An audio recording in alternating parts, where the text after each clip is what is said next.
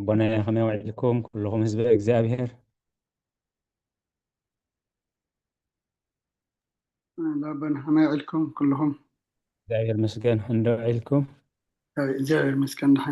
حين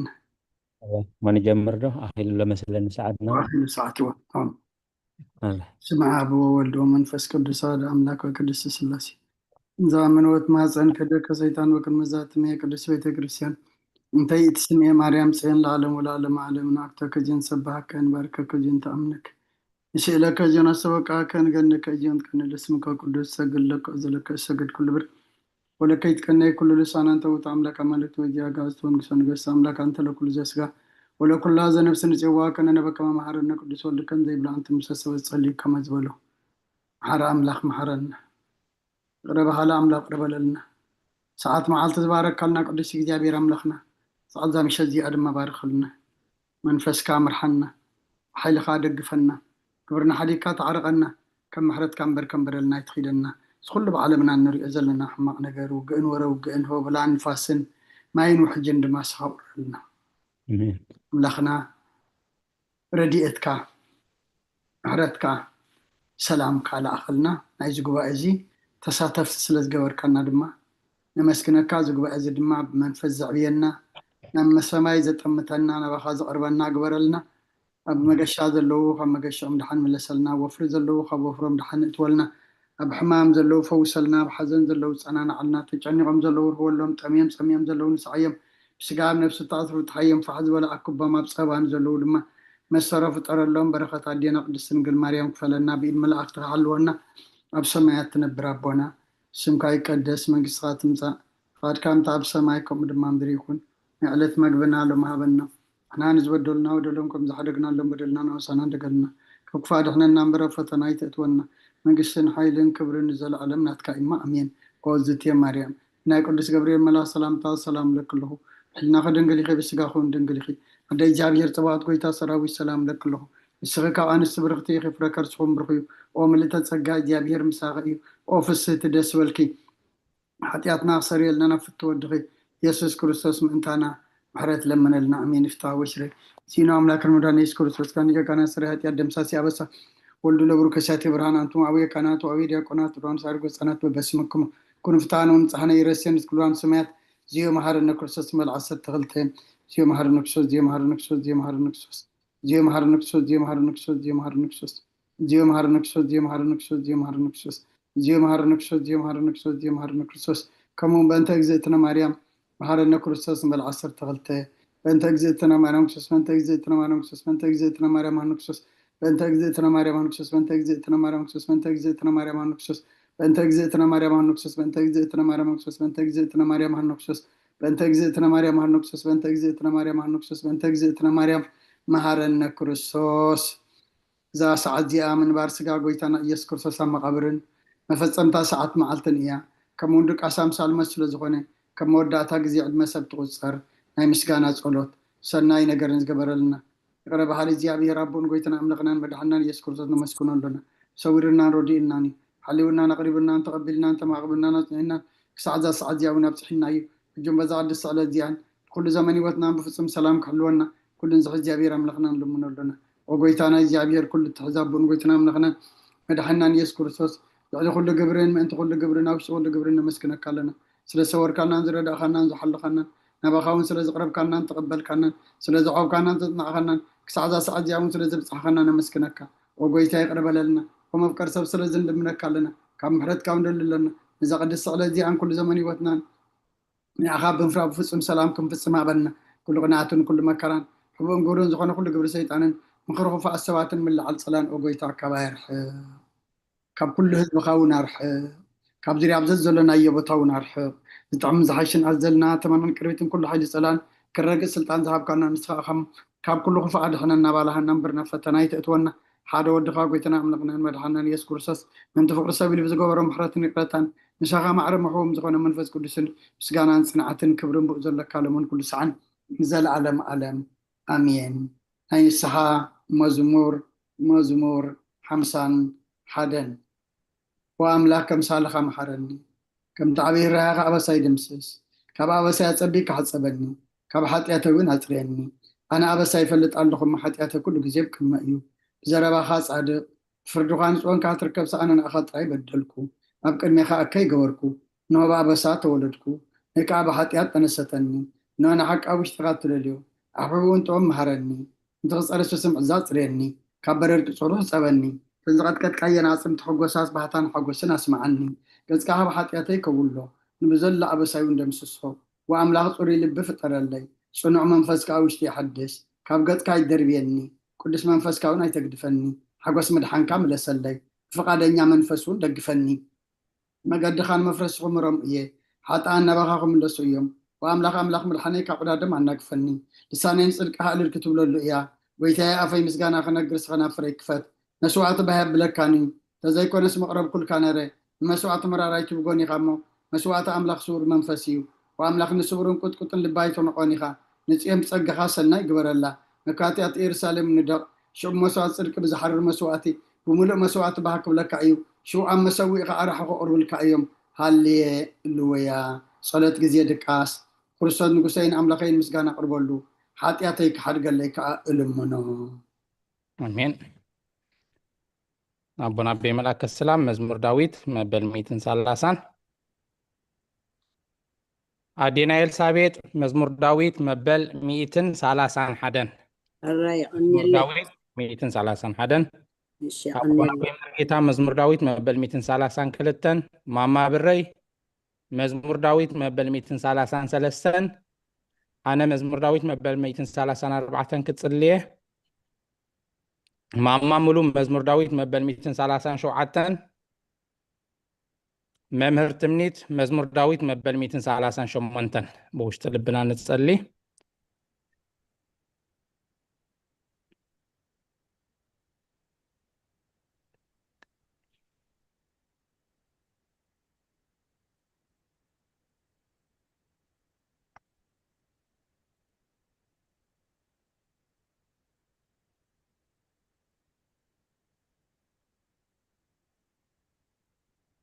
الشي ماما بري مزمور داويد مبل 240 حدن مزمور مبل 240 حدن ماما ملو مزمور داويد مبل 240 كلتن مزمور داويد مبل 240 كلتن أدينا إلسابيت كسيلكم بوشت لبخن مزمور داويد مبل 240 شدشن كتصلي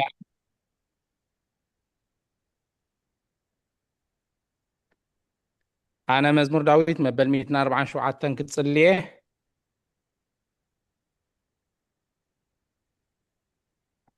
ممهر تمنيت مزمور داويد مبل 240 شمونتن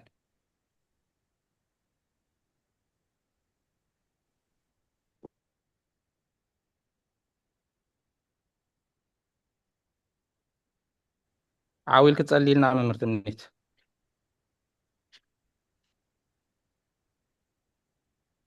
እሺ መዝሙር 148 ሃሌሉያ እግዚአብሔር ካብ ሰማያት አመስግንዎ ኣብ ኣርያም አመስግንዎ ኩልኩም መላእክቱ አመስግንዎ ዘለኹም ሰራዊቱ አመስግንዎ ኣትን ፀሓይን ወርሕን አመስግንዎ ኣቱም ብርሃት ከዋኽብቲ አመስግንዎ ኣቱም ናይ ሰማያትን ናብ ልዕሊ ሰማያት ዘለኹም ማያትን አመስግንዎ ንሱ ኣዚዙ ተፈጢሮም እዮም እሞ ንስም እግዚኣብሔር የመስግንዎ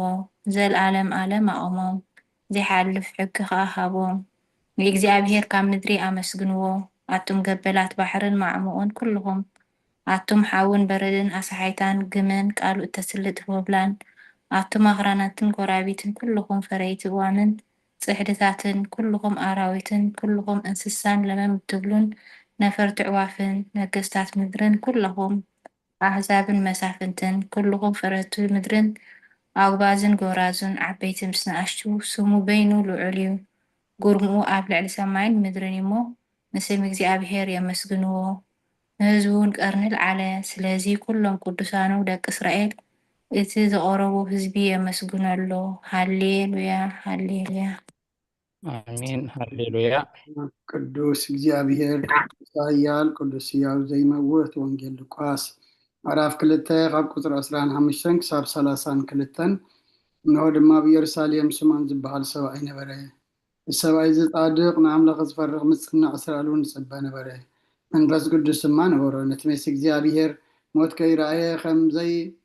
ነቲ መሲሕ እግዚአብሔር ከይራአዮ ሞት ከም ዘይርኢ ድማ ብመንፈስ ቅዱስ ተገሊጹሉ ነበረ ብመንፈስ ከዓና ቤተ መቅደስ መጽ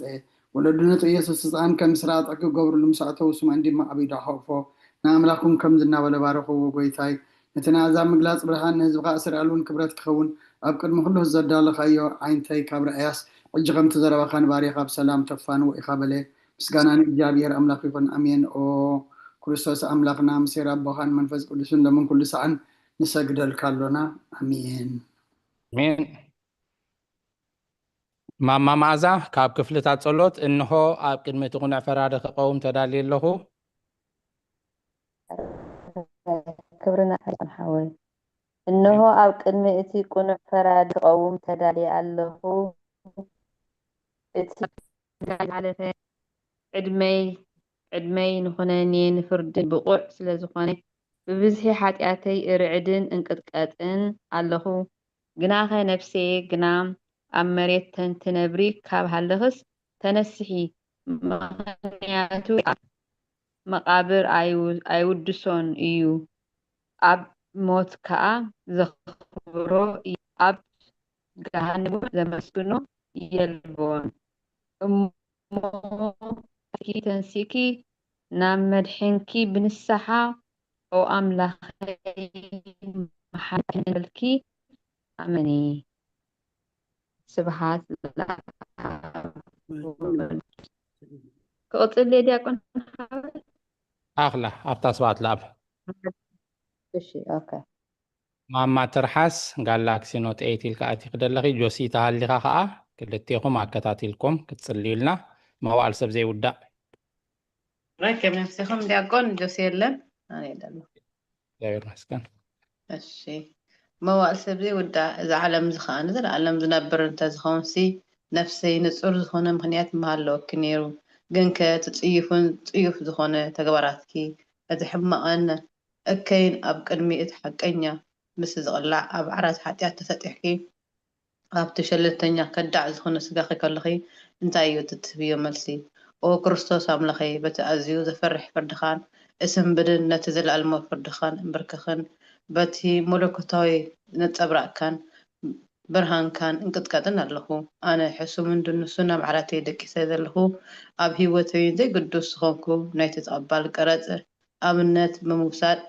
غفل بين وعخو واملخي انا جبننيا يمو فقره بللي ابلك الله امين ينو زلفاني زنو زلفاني آمين أدينا إلسابيت إذا حصر سلازبلت نعاخن كبكني بدحريا ما مارزنت أونت تدنجل نباريخي إتي قلت أستلا رديئتكي زرقحي ناتي أب حلنا كم معبل زقامات كفوء حسابات كباي عرقيو نتحممت النفسي بخنتون نت عزيو حلواتات في قوة على أمه ناب صلوتن من قاحن أبقسيا مخنياتو نسخي سعاليتن محرت تلمن علايت عدن إخي عدن منكي هيوت نقسين أملاخين قويتا يسوع كريستوس تسفاي إخي يغني اللي آمين ما مرزنت وقيتا بزاليت زي أنا عمو بزي حتيات كن حد رحلون وقيتا بزاليت زي أنا عمو بزي حتيات كن حد رحلونا وأملاخ أبوتاتنا نسخة بروخيخا بركتك أزي وزحيو قدسم كاو نزل ألم كبر زمولو إيمو أمين وقيتا خمتي أباخاتو كنا ينزلنا كم محرتك هم أتخنرنا عين تقول لهنا نعاخي تصبي اللوع نسخة خاب أوانو مجبت هبو وأملاخنا المدحانينا وتصفى كل وسنات مدرس معنا وقيتا نسخة خاب زعليت زين نزل ألم تدحننا تعقبنا أمين وقيتا بروخي خامو فرد خام هارني وقيتا بروخي خامو حقنت كارداني وقيتا بروخي خامو كبر خابر هاللي وقيتا محرت كان زل آدم ينبر وقيتا نعين تكبار إدكا كابولودو معقبي سلازقون كاي تنصدني وقيتاي نعاخا بديلة إيمو محارنن نفسي أرحنا ننابلكو تصلي له وقيتا أباخا توكيلا له وما أدحنني فقد كاخدبر كامهرني نسخا أملاخي فالفالي هيوتيخا ببرهانكا دما إنا برهان النرئي نحرسكا نابتون زفلطخا كبرخا ناب قناعات لبي تمጻእ ጸጋን በረኸትን ምስጋናን ብሓቂ ናትካ እዩ ወቅድሚ ዓለም ዝነበርካን ንዘለኣለም እትነብር ዘለኻን ኣቦን ወድን መንፈስ ቅዱስን ንዓኻ ምስጋናን ውዳሴን ግርማን ይግባእ ሎምን ኩሉ ሰዓን ንዘለኣለም ዓለም ኣሜን ኦ ጎይታ ኦ ልዑል ጎይታ ብኣኻ ምእማንን ንስምካ ምዝማርን ሰናይ እዩ እሞ ምሕረትካ ኣብ ትጽባሕ ሓቅነትካ ድማ ለይቲ ለይቲ ይኣዘንቱ ኣሜን ተቃላት አሜን። እስከምን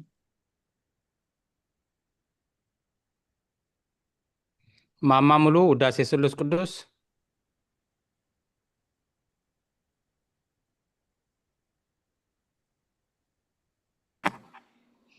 ዳሴ ስሉስ ቅዱስ ቅዱስ እግዚአብሔር ቅዱስ ኃያል ቅዱስ ሕያው ዘይመውት ካብ ቅድስት ድንግል ማርያም ዝተወልደ መሐረና ቅዱስ እግዚአብሔር ቅዱስ ኃያል ቅዱስ ሕያው ዘይመውት ኣብ ዮርዳኖስ ተጠምቃ ኣብ ልዕሊ ዕፀ መስቀል ምእንታና ተሰቕለ መሐረና ቅዱስ እግዚአብሔር ቅዱስ ኃያል ቅዱስ ሕያው ዘይመውት ኣብ ሳልሳይ መዓልቲ ካብ ሞታት ዝተንስዐ ብምስጋና ናብ ሰማያት ዝዓረገ ኣብ የማነ ኣቦ ዝተቐመጠ ኣብ ሕያዋንን ሞታንን ክፈርድ ከም ብሓድሽ ክመጽእ እዩ ወጎይታ መሐረና ምስጋና ንቦን ንወድን መንፈስ ቅዱስን ሎም ኩሉ ሰዓን ዘለኣለም ዓለም ኣሜን አሜን። ኦ ስሉስ ቅዱስ መሐረና ኦ ስሉስ ቅዱስ መሐረና ኦ ስሉስ ቅዱስ መሐረና ኦ ጎይታ ኃጢአትና ከደገልና ኦ ጎይታ በደልና ይጸብጽበልና ኦ ጎይታ አበሳና ይቅርበለና ኦ ጎይታ ንሕማት ስኻብ ፀሓየሞም እንት ትቅድስ ስምካ ኢልካ ፈውሶም ኦ ጎይታ ነቶም ዝመቱ ቦታትና ነዴታትና ንሕዋትና ንሓትናን ከዓ ነብሶም ኣዕርፍ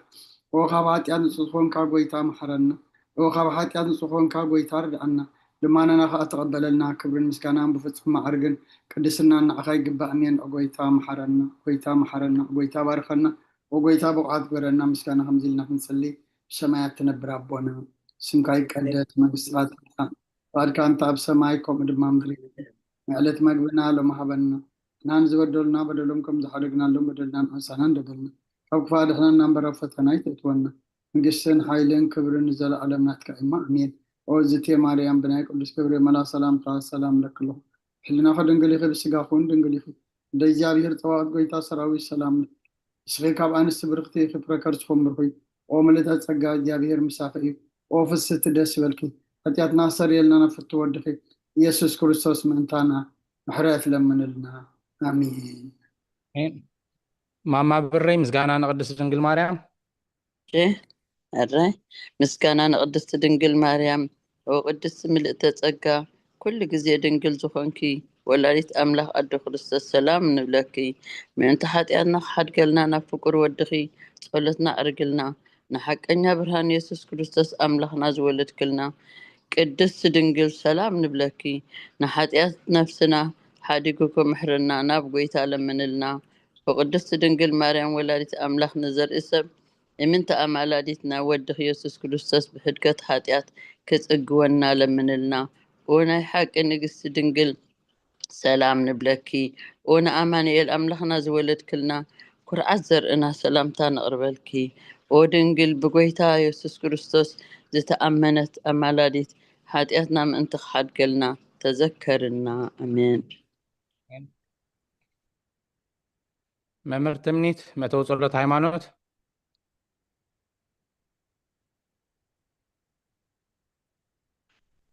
መእተው ጸሎት ሃይማኖት ኦ ኣደ ሓቀኛ ብርሃን ነኽብረኪ ኦ ቅድስቲ ድንግል ወላዲት ኣምላኽ መድሕን ዓለም ስለ ዝወለድክልናን መጺኡ ከዓ ነፍስና ስለ ዘድሓነናን ነመስግነኪ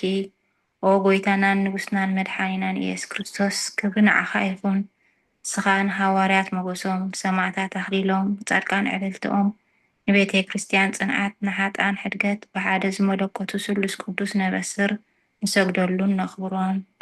ኦ ጎይታ መሐረና ኦ ጎይታ መሐረና ኦ ጎይታ ባርከና ኣሜን አሜን። ማሳና ሃይማኖት ጸሎት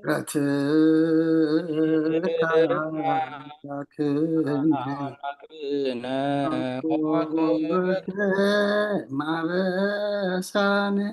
ኦ ጎይታ ብቕዓት ኮረና ምስጋና ከምዚ ኢልና ክንፅሊ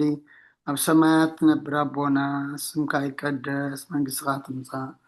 ፍቃድካ ከምታ ኣብ ሰማይ ከምኡ ድማ ምድሪ ይኩን ንዕለት መግብና ሎሚ ሃበና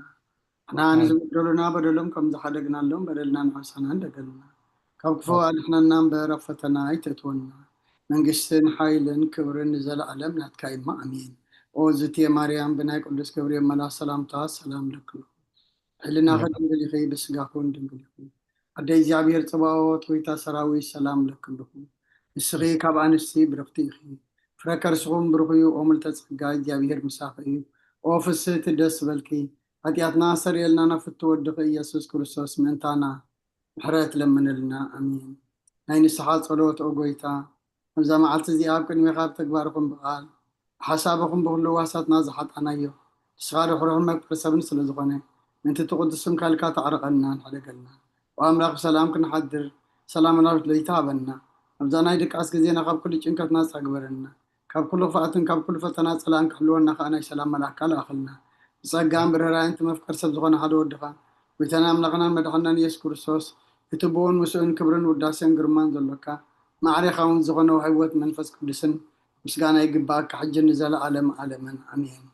ነብሲ ወከፍ ሰዓት ዝፅለ ፀሎት ወጎይታ መሓረና ምሕረትካ እውን ኣብ ዝሓልና ኣብ ነብሲ ወከፍ ሰዓትን ግዜን ኣብ ሰማይን ኣብ ምድርን ብክብረት ስገደልካ ክርስቶስ እምና ኣምላኽና በዓል ነዊሕ ትዕግስትን ብዙሕ ምሕረትን ብሰናያት ተመላእኻ ርሕሩሕን ነቶም ኣነ ዝቐዳማዮም ሓጢአተኛታት ትምሕር ንሓጥብ ንስሓ ተመሊሱ ብሂወት ክነብር እምበር መሱ ዘይትደሊ ምንቲ ፅበዮም ዘሎ ተስፋ ሰማያት ክረኽቡ ንኩሎም ናብ ድሕነት እትዕድም ኦ ጎይታ ኣብዛ ሰዓት እዚኣ ናብ ኩሉ ሰዓታት ትልማና ተቕምበር ህይወትና ኣቃናዓልና ትእዛዛትካ ክንገብር ምርሓና መንፈስና ቀድስ ስጋናን ሓሳባትና ናንፅህ ትምኒትና እውን ስመር ሕማምና ፈውስ ሓጢአትና ሓደገልና ካብ ኩሉ ክፉእ ሓዘንን ስቅያት ብርድዓና ህልውናም ከንዕቀብ ብቅዱሳን መላእክትካ ሃልወና ናብ ውህደት እምነት ከነምርሕ ምእንቲ ናብቲ ዘይምርመርን ዘይውሰን ፍልጠትካ ክንበፅሕ ዓድለና ንስኻ ንዘለኣለም ብሩኽ ኢኻ ኣሜን ኦ ጎይታ ብቕዓት ክበረና ምስጋና ከምዚ ኢልና ክንፅልብ ሰማያት ትነብር ኣቦና ስምካ ይቀደስ መንግስትኻ ትምፃእ ፍቃድካ እንታ ኣብ ሰማይ ከምኡ ድማ ምድሪ ዕለት መግብና ሎሚ ሃበና ንሕና ንዝበደሉና በደሎም ከም ዝሓደግና ኣሎ በደልና ንዓውሳና እንደገልና ክፉ ኣድሕነና እምበር ኣብ ፈተና ኣይተእትወና መንግስትን ሓይልን ክብርን ንዘለኣለም ናትካ ኢማ ኣሜን ኦ ዝትየ ማርያም ብናይ ቅዱስ ገብርኤል መልኣክ ሰላምታ ሰላም ለክሎ ሕልና ከድንግል ይኺ ብስጋኹን ድንግል ይኺ ኣደይ እግዚኣብሔር ፅባኦት ጎይታ ሰራዊት ሰላም ለክሎ ንስኺ ካብ ኣንስቲ ብርክቲ ኢኺ ፍረ ከርስኹም ብርኪ ኦ ምልተ ፀጋ እግዚኣብሔር ምሳኺ እዩ ኦ ፍስሕቲ ደስ በልኪ ኃጢአትና ሰሪየልና ናፍቲ ወድኺ ኢየሱስ ክርስቶስ ምእንታና ምሕረት ለምንልና ኣሜን ኣሜን ስለ ዝነበረና ናይ ፀሎት ግዜ ንኣምላኽና ክብርን ምስጋናን ይኹኖ ኣሜን ንሎሚ ከም ፈቃድ ኣምላኽ ሎሚ ሶሉስ ዕለት 29 ጁላይ ብግእዝ ድማ 22 ሓምለ 2017 እዩ ንሎሚ ከም ፈቃድ ኣምላኽ መቐፀልታ ናይቲ ኩሉ ግዜ ኣብ ነፍሲ ወከፍ ሶሉስ ካብ ሰዓት 6 ክሳብ ሰዓት 8 ድሕሪ ቀትሪ እንሪኦ ንሎሚ ድማ መቐፀልታ ናቱ ሃይማኖት ኣበው ምዕራፍ 59 ካብ ቁፅሪ 28 ኣትሒዝና ከነንብብ ኢና እግዚኣብሔር ኣብ ማእከልና ተረኺቡ ይምሃረናን ይምርሐናን እሺ ኣብ ቁፅሪ 28 ዘለዋ ንባባትና ኣዴና ኤልሳቤጥ አቤት ኦሪት ዘፍጥረት መጀመርታ መጽሓፍ ቅዱስ ዘፍጥረት ይብል ተቀዳማይ መጽሓፍ ዘፍጥረት ምዕራፍ 5 እታ 5ይቲ ምዕራፍ ማለት እያ ምዕራፍ 5 ካብ 20 ክሳብ 24 ምዕራፍ 5 ካብ 20 ክሳብ 24 እሺ ማማረዘነት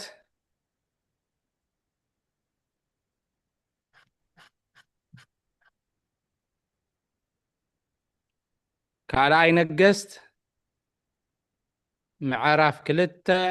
ቁፅሪ 11 ኣብዛ ትግርኛታ ምዕራፍ 2 ተጻሕፈትና ኣላ ካልኣይ ነገስት 11 ትብል ደላ ምዕራፍ 2 ቁፅሪ 11 አንተ ተቕስያ ናይ 5 ስጋዕ ናተይ 5 ዕስራ ድያ ዋ 10 ክሳብ 24 ማእማሙሉ ወንጌል ማቴዎስ ምዕራፍ 16 ቁጥሪ 28 16-28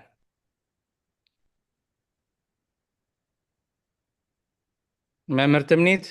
ዕብራውያን 11 ክሳብ 5 ዕብራውያን 11 ክሳብ 5 እሺ ንባብ ቁጥሪ 28 ሄኖክ ኩለንትናኡ ገዓዘ ክሳዕ እዛ ሰዓት እዚኣ ሞት ኣይረኣየን ኤልያስ እውን ኩለንትና ስጋዊ እዩ ዝተላዕለ ክሳዕ ሎሚ ሞት ኣይረኣየን እምበኣር በዞም ክልተ ብስጋ ህያዋን ዝኾኑ ፍጹማን ኣባና ፍጹም ትንሳኤ ይጽናዕ ካባና ሓደ እኳ ተጣራጣሪ ልቢ ኣይኹን እነሆ ንትንሳኤና ካብቶም ቀዳሞት ክልተ ኣምሳላት ኣንቢሩልና ኣሎ ደና ኤልሳቤጥ 5-10 ስጋዕ 24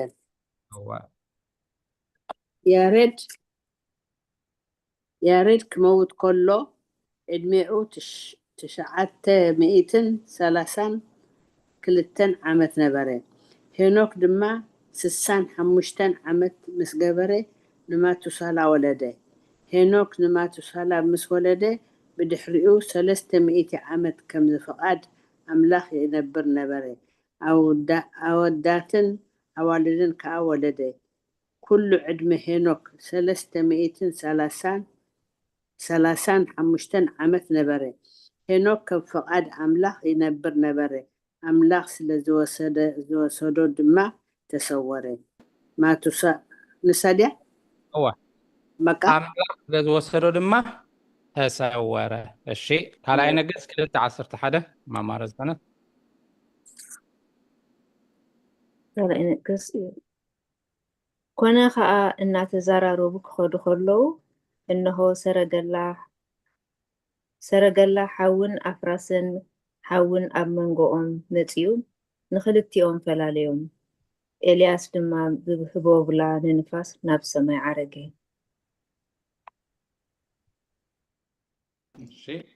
ማቴዎስ ምዕራፍ 16 ወደ 18 ኣነ ከዓ ኣብለካ ኣለኹ ንስኻ ጴጥሮስ ኢኻ ንማሕበረይ ኣብዛ ከውሒ እዚኣ ክሃንፃ እየ ደጌታት ሲኦል ድማ ይሕልዋን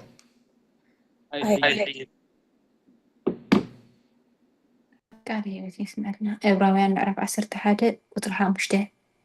ሄኖክ ሞት ምእንቲ ከይርኢ ብእምነት ገዓዘ ቅድሚ ምግዓዙ ንኣምላኽ ከም ዘስመረ ተመስኪሩሉ ነበር እሞ ኣምላኽ ስለ ዘግዓዞ ኣይተረኸበን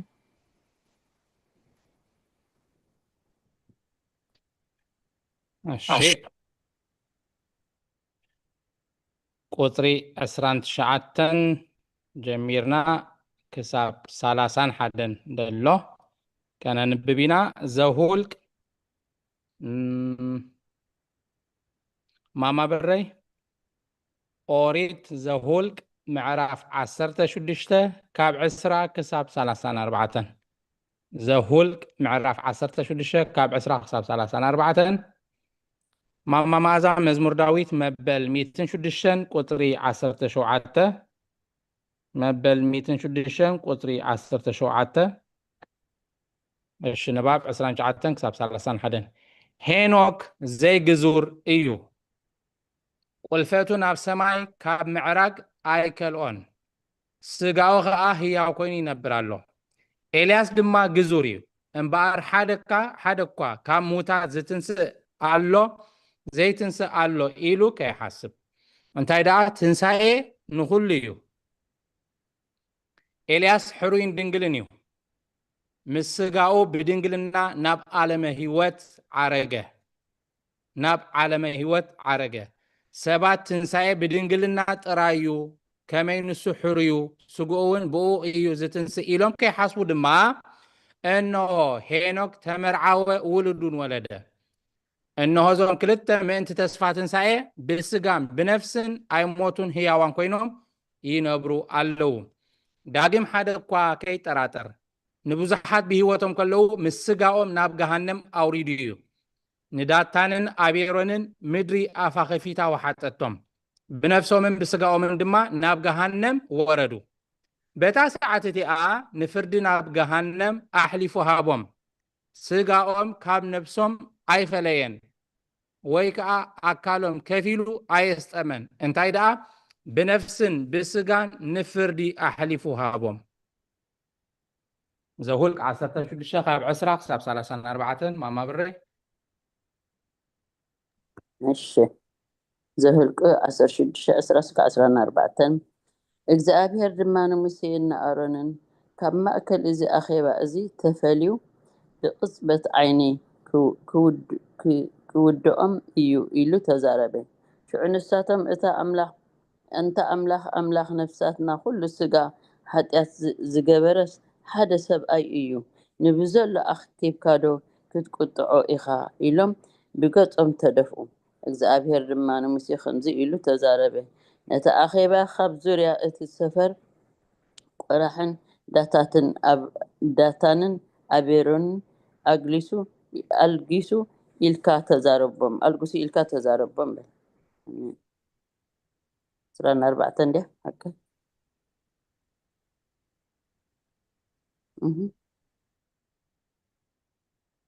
እሺ ክሳብ 34 አንቢብኪያ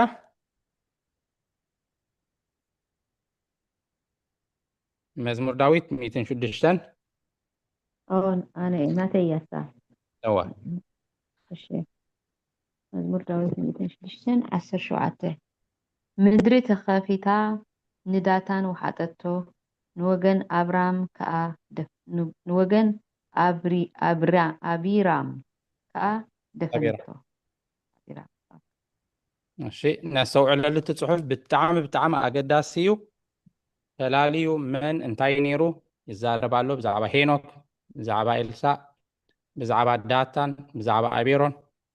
نسوع اللو دست بالنبابي الشيء قتلنا بقطر 30 كلتن حنت نبابالاتنا ما ترحاس تنبيت إساياس معرف 26 قطري 10 تشعته نباب قطر 30 كلتن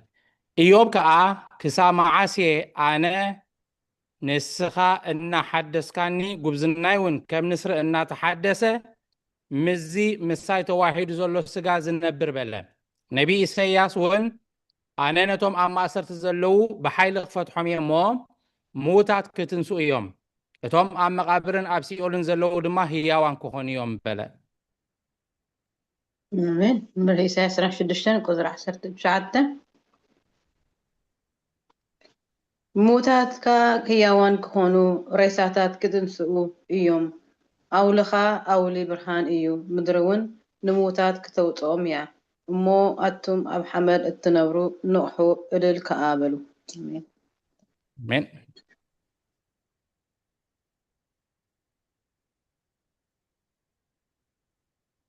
أتسيلنا أب قطر 33 دلوا نبابات ماما رزنت قداميتي ملكت باولوس نافسب تسالونكي معرف حموشته كاب قطر 1 خصاب 6 حفتنا يرجع علم وي ماما يرجع علم قريتا إبراويان معرف 11 كاب 39 كساب 4 ماما مولو كاليتي ملكت بيتروس معرف 3 كاب 10 كساب 13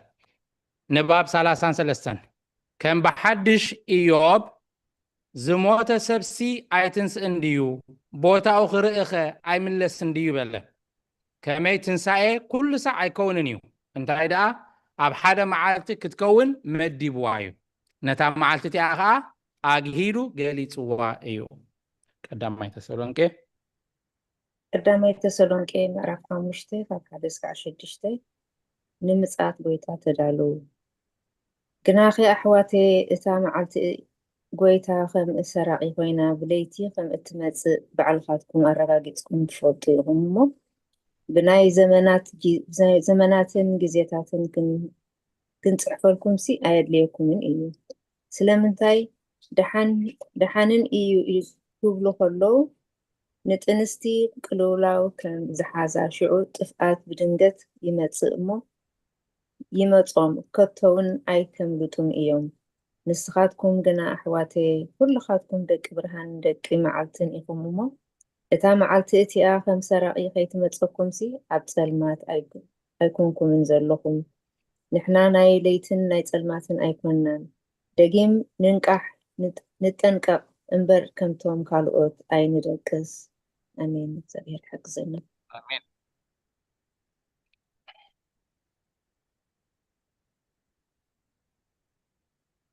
ነፃ እንተሃሊኺ ማማር ከኣለም አሜን። ቃል ህይወትና አሜን። ዕብራውያን ምዕራፍ 11 39 40 ክሓንሳ ኣለዋ ብሓደሽም በበኒ ተንፈዓድ ጎይታ ብጀካና ናብ ፍጻሜ ምእንቲ ከይበፅሑስ ኣምላኽ ብዛዕባና ዝሓይሽ ስለ ዝሓለየ እዚኦም ኩላቶም ብእምነት ተመስኪሩሎም ዘሎ ነታ ተስፋ ኣይረኸብዋን። ኣሜን። ቃል ህይወት ይስማዕና። አሜን። መዝሙር 104 ካብ 29 ክሳብ 31 ማማ ሙሉ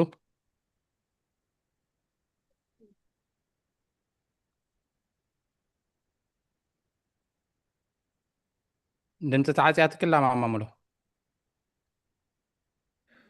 ካልኣይ ጴጥሮስ እንዲኸልከኒ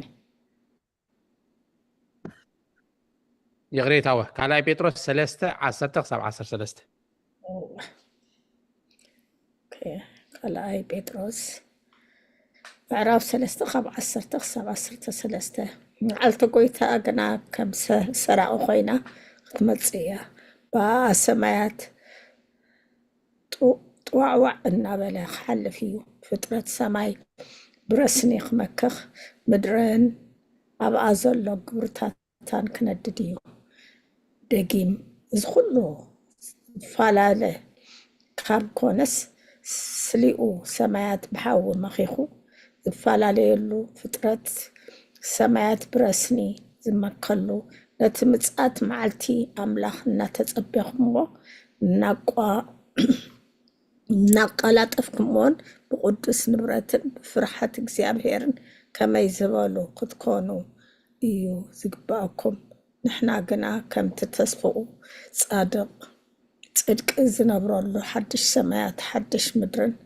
ንጽበ ኣለና። ስለቃላትኩም ምስጋና ይኹን። ኣሜን።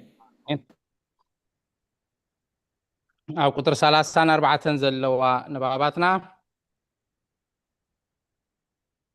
መምህር ትምኒት መዝሙር ዳዊት መበል 41 ቁጥር 8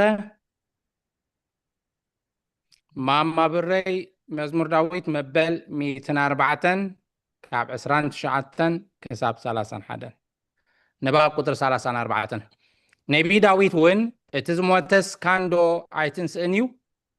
ከም ብሓድሽ ነፍሶም ካብ ስጋኦም ተውፅእ ይሞቱ እሞ ናብ መሬቶም ይምለሱ መንፈስካ ትሰድድ እሞ ይፍጠሩ ንገጽ ምድሪ ከዓ ትሕድሶ በለ።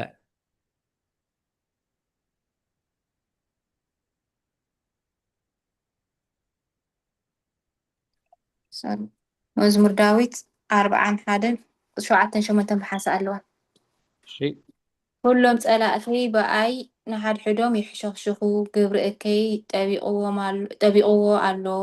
በጢሉ እሞ ኮቶ ኣይክትንስእን እዩ እናበሉ በኣይ ክፉእ ይምህዙ ኣለዉ።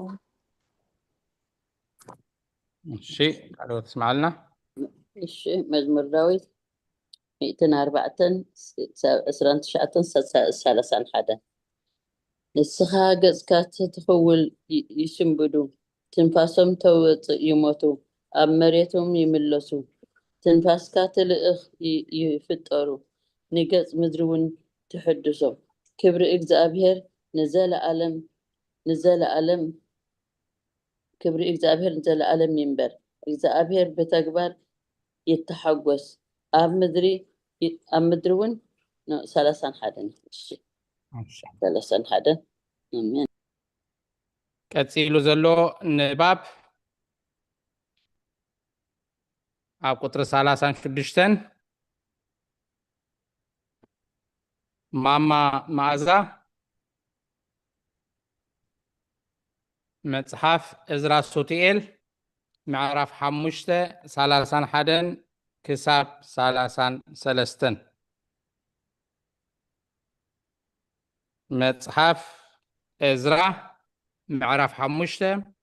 ካብ 31 ክሳብ 33 እሺ ንባብ ቁጥሪ 35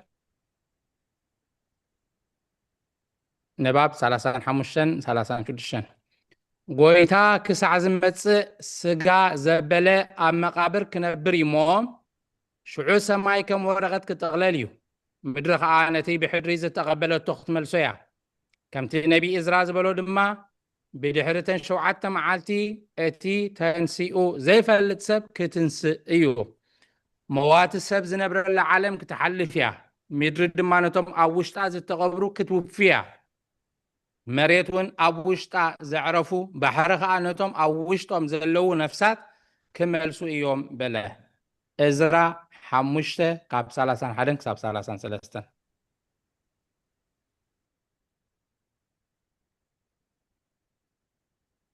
ናባኺያ ማማ መኣዛ ሚድየ ገይርያ ፀኒሐ ነዋ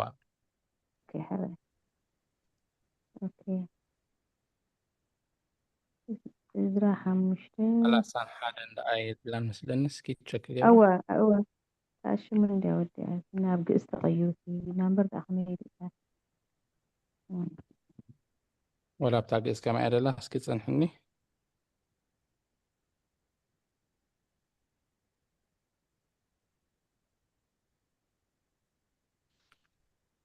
عسر 7 ጥራሕ ተወድደላ እዝራ 5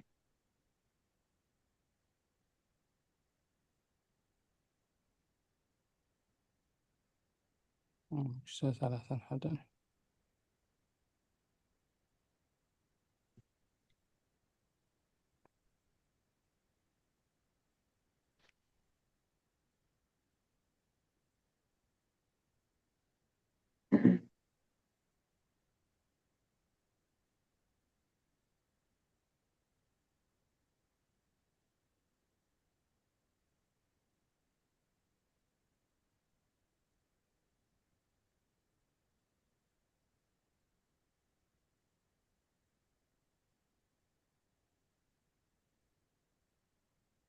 ሕልፍ ኢለ የንብብ ኣለኹ ብዛዕባ ምጽኣት ከዓ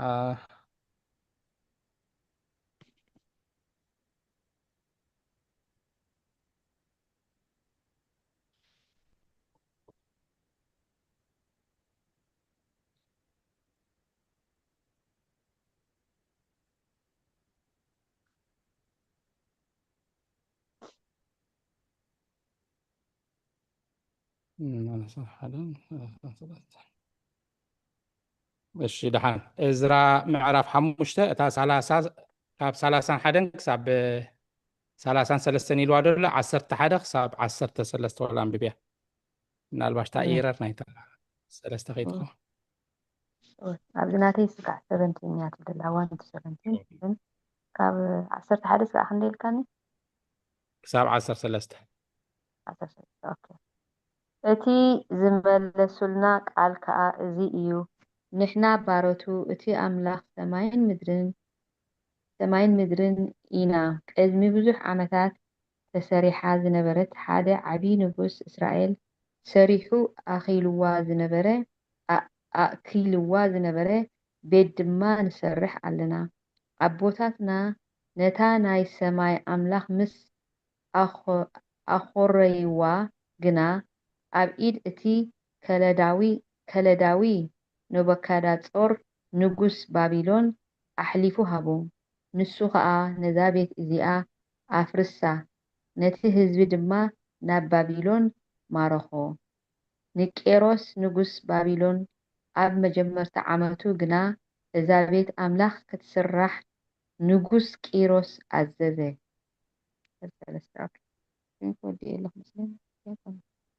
እሺ ቀፂላ ደላ ንባብና ኣብ ቁፅሪ 41 እያ ማማ ትረሓስ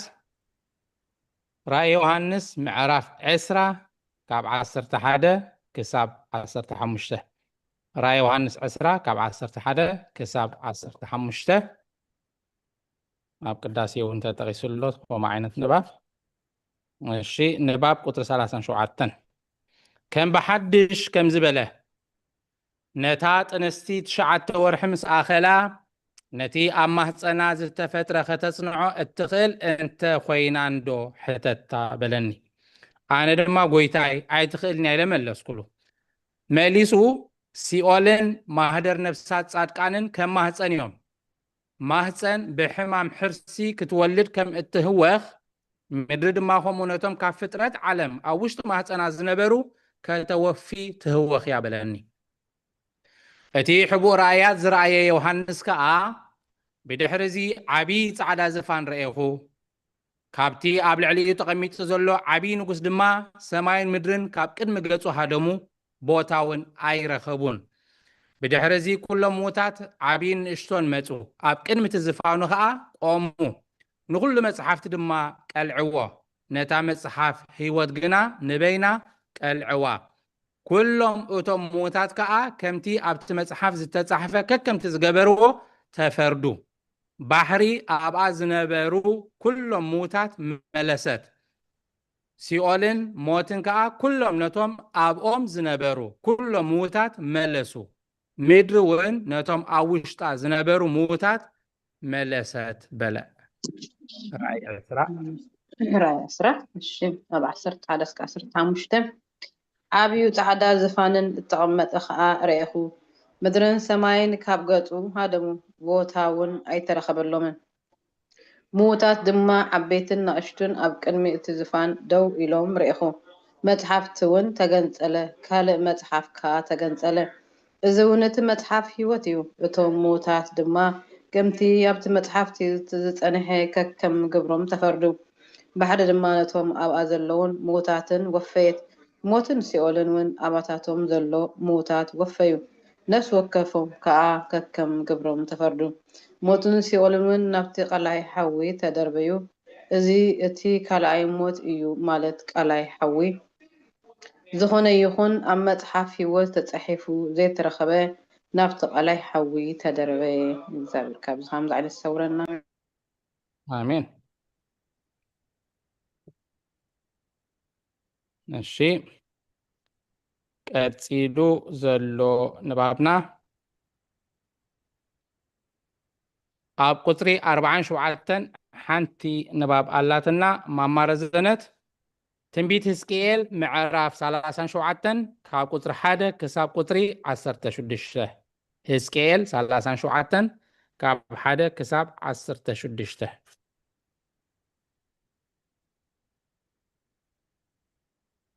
الشي نباب قطر 4 كلتن كساب 47 الشي اللي بيلنا ندامت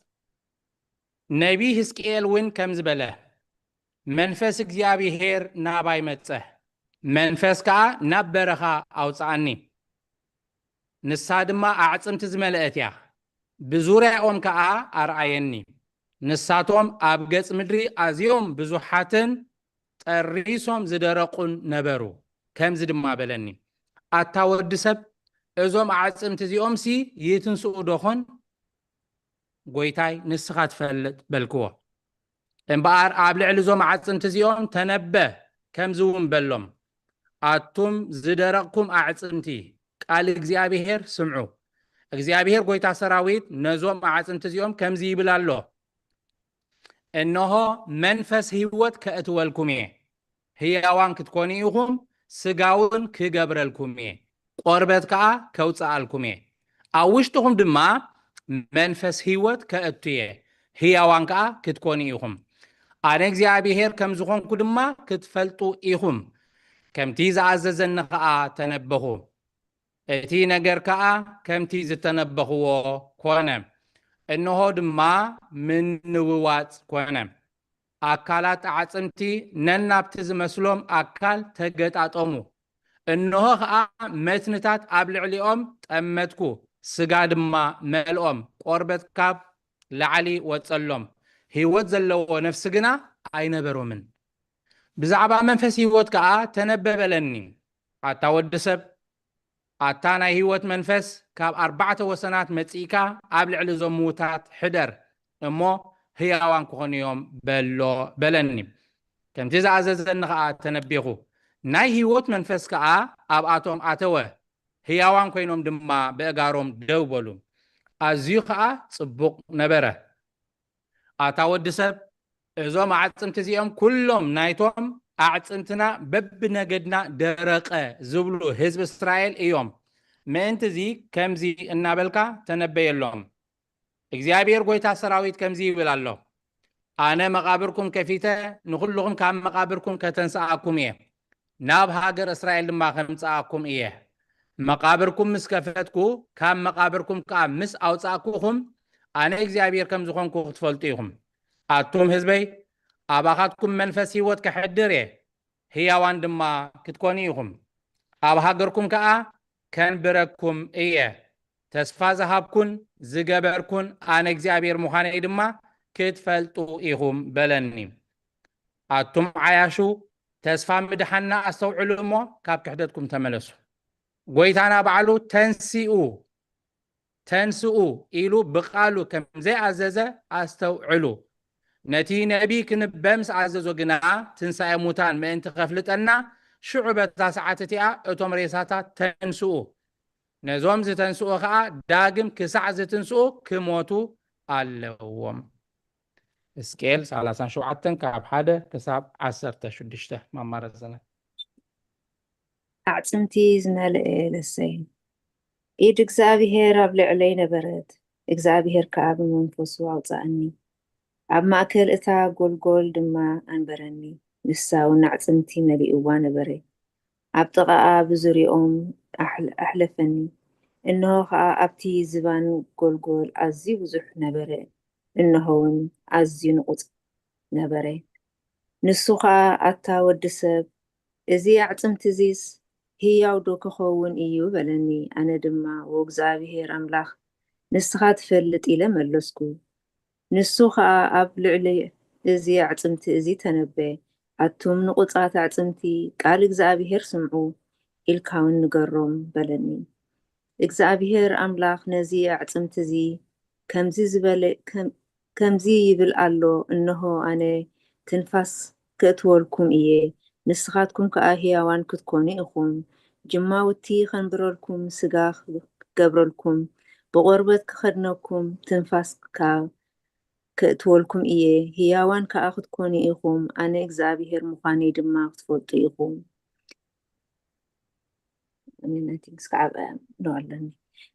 ኢኹም ከምቲ እተኣዘዝክዎ ከዓ ተነበኹ ክንበ ከለኹ ድማ ድሃይ ኮነ እንሆ ከዓ ፍኒሕኒሕ ኮነ እቲ ኣዕፅምቲ እውን ዓፅሚ ኣብ ዓፅሚ ተቐራረበ እንሆ ከዓ ጅማውትን ስጋን ክወፆም ቆርበት ድማ ክኽድኖም ርአኹ ትንፋስ ግና ኣይነበሮምን ሽዑ ንሱ ኣታ ወዲ ሰብ ንፋስ ተነበየሉ ንንፋስ ከዓ እግዚአብሔር ኣምላኽ ኣታ ንፋስ እዞም ቁቱላት ህያውያን ክኾኑስ ካብቶም 4 ንፋስ ነዓ እሞ ኣብኦም ንፈስ ይብል ኣሎ ኢልካ ንገሮም በለኒ ኣነ ከዓ ከምቲ ዝኣዘዘኒ ተነበኹ ትንፋስ ድማ ኣተዎም ህያዋን ኮኑ በእጋሮም ከዓ ቆሙ ኣዝዩ ዓብይ ጭፍራ ነበሩ ሽዑ ንሱ በለኒ ኣታ ወዲ ሰብ እዚ ኣዕፅምቲ እዚ ኩላታ ቤት እስራኤል እዮም እነሆ ንሳቶም ዓፃፅምትና ነቐፀ ተስፋና ተቐብፀ ንሕና ጠፊእና ኢና ይብሉ ኣለዉ ስለዚ ተነበ እግዚአብሔር ኣምላኽ ከምዚ ይብል ኣሎ ኢልካ እውን ንገሮም እነሆ ኣነ መቃብርኩም ክኸፍት ኣቱም ህዝበይ ኣብ መቃብራትኩም ድማ ከውፃኣኩም ናብ ሃገር እስራኤል እውን ከእትወኩም እየ ኣቱም ህዝበይ መቃብራትኩም ምስ ከፈትኩ ካብ መቃብራትኩም ከዓ ምስ ኣውፃኹኹም ኣነ እግዚአብሔር ምዃነይ ክትፈልጡ ኢኹም መንፈሰይ ክሕድረልኩም እየ ህያው ከዓ ክትኮኑ ኢኹም ናብ ሃገርኩም ድማ ከንብረኩም እየ እሞ ኣነ እግዚአብሔር ከም እተዛረብኩን ከም ዝገበርኩዎን ክትፈልጡ ኢኹም ይብል እግዚአብሔር ከምዚ ዝብል ቃል እግዚአብሔር ከዓ መፀኒ ኣታ ወዲ ሰብ ሓደ ዕጨይቲ ውሰድ እሞ ንይሁዳን ንደቂ እስራኤልን ብፆቱን ኢልካ ፀሓፈሉ ድሕሪኡ እውን ካልእ ዕጨቲ ውሰድ እሞ ንዮሴፍ ዕጨቲ ኤፍሬምን ኩላ ቤት እስራኤልን ብጾትን ኢልካ ጸሓፈሉ ስለ ቃላቱ እግዚአብሔር ክብር ይመስገን። አሜን።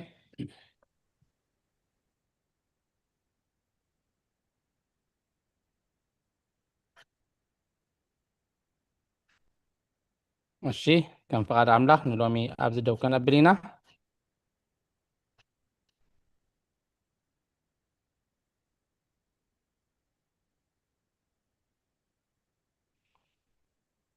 ካብ ቁፅሪ 28 ጀሚርና ክሳብ ቁፅሪ 47 አንቢብና ሎሚ። ክብርና አምላክ ይኹን። ኣዝዩ ሰፊሕን ደስ ዝብልን ንባብ ኢና ክነንብብ ፀኒሕና እምበኣር ካብዚ ብምቕፃል ከምቲ ልሙድ ካብ ጉባኤ መዝሙር ክህልወና እዩ። ብፍላይ ዘሚርኩም ደይትፈልጡ እንተሃሊኹም ቀዳምነት ንዓኹም። መዝሙር ካብ ጉባኤ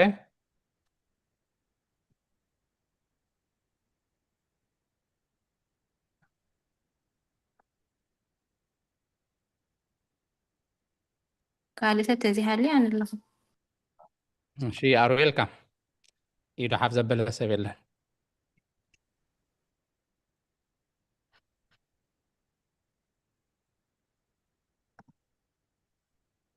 ቀፅል መምህር ትምኒት።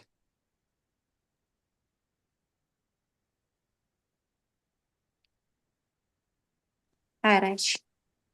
ብስም አብ ወወልድ መንፈስ ቅዱስ ሓደ አምላክ ኣለኹ ኣነስ ብፍቅሩ ይካፈል ካብ ዓብይ ክብሩ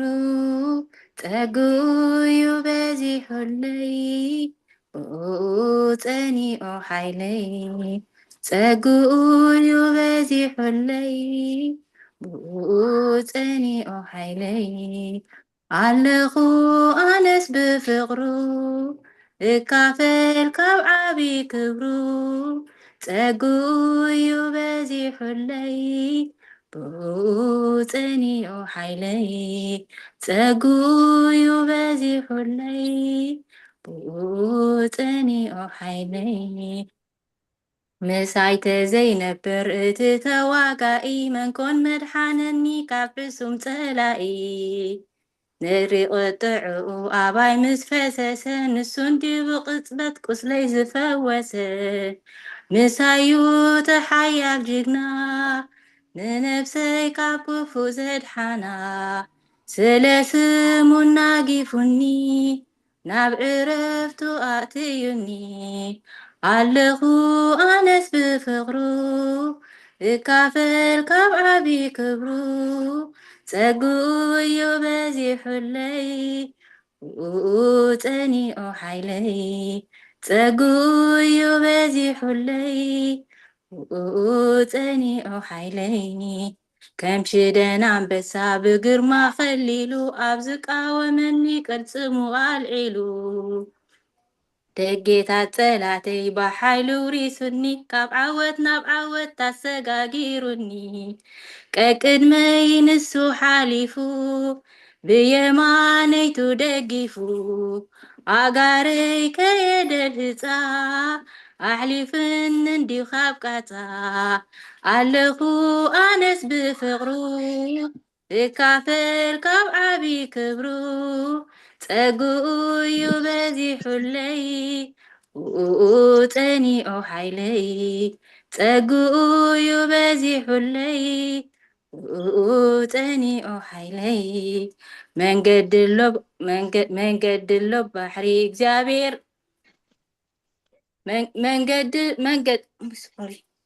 መንገዲ ኣለዎ ባሕሪ እግዚአብሔር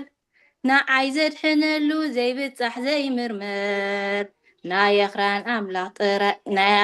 ኣምላኽ ጥራዩ ዝብል ሶሪ መንገዲ ኣለዎ እግዚአብሔር መንገዲ ኣለዎ ባሕሪ እግዚአብሔር ንዓይ ዘድሕነሉ ዘይብፃሕ ዘይምርመር ናይ ኣኽራን ኣምላኽ እዩ ጥራይ ዝብል መን እዩ ኣብ ቀላጥ ጎላጉል ዕርዲ ኮይኑን እንዲሁ ጉምራታት በረድ ኣዝኒቡ ልቦም ብፍርሒ ሰሊቡ ካብ ሑፃብ ምድሪ ዘሪቦም ካባይ ቅልጡፍ ኣርሒቕዎ ኣለኹ ኣነስ ብፍቕሩ ይካፈል ካብ ዓብይ ክብሩ ፀጉኡ እዩ በዚሑለይ ብኡ ፀኒዑ ሓይለይ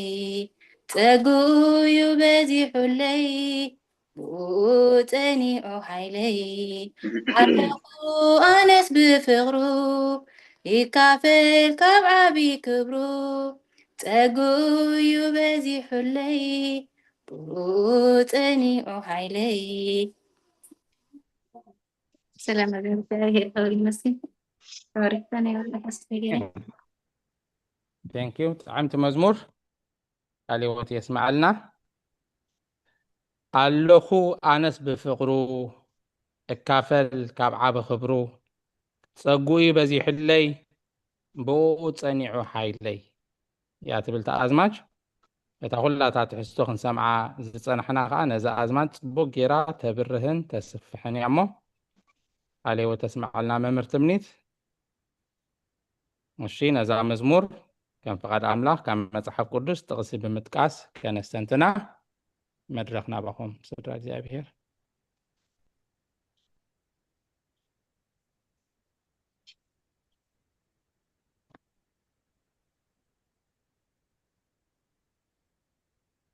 ኣለኹ ኣነስ ብፍቕሩ ብምባል ብዛዕባ ፍቕሪ بفقر أملاك كم دلنا أملاك كمية عينة فقر كم دفكرنا أفتتحسوا خنصوم عتساني كافل كاب عاب خبرو تقافلتي تسقو تقافلت خبرو مقانا يحلي محرتو تسقو نتسا هيابو كم نبزحلنا بو تسنعو حيلي حيلنا كله نقرنا خاخب أملاك مهانو بو تسنعو خمزلو تعمت مزمور الشي نزع مزمور ولا خافتم أكلت حسوت سمعنا يتزد بلتنا تغسي مسوز خيد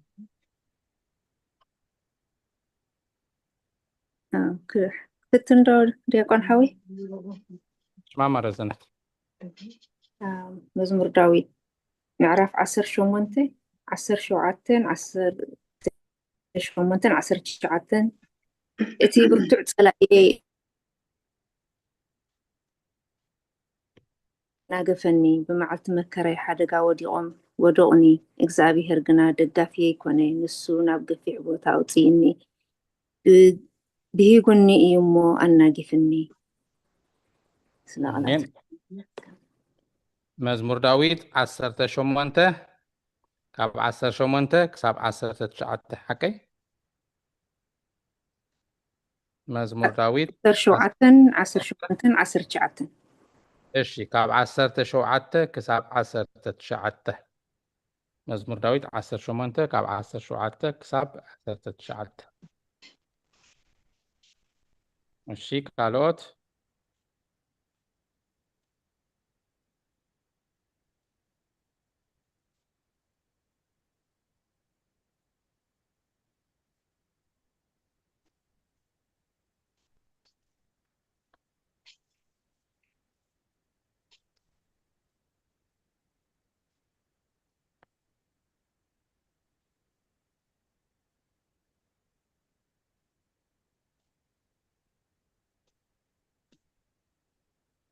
ኣለኹ ኣነስ ብፍቕሩ እካፈል ካብ ዓብ ክብሩ ፀጉኡ ይብዝሕለይ ብኡ ፀኒዑ ሓይለይ ምስ በለት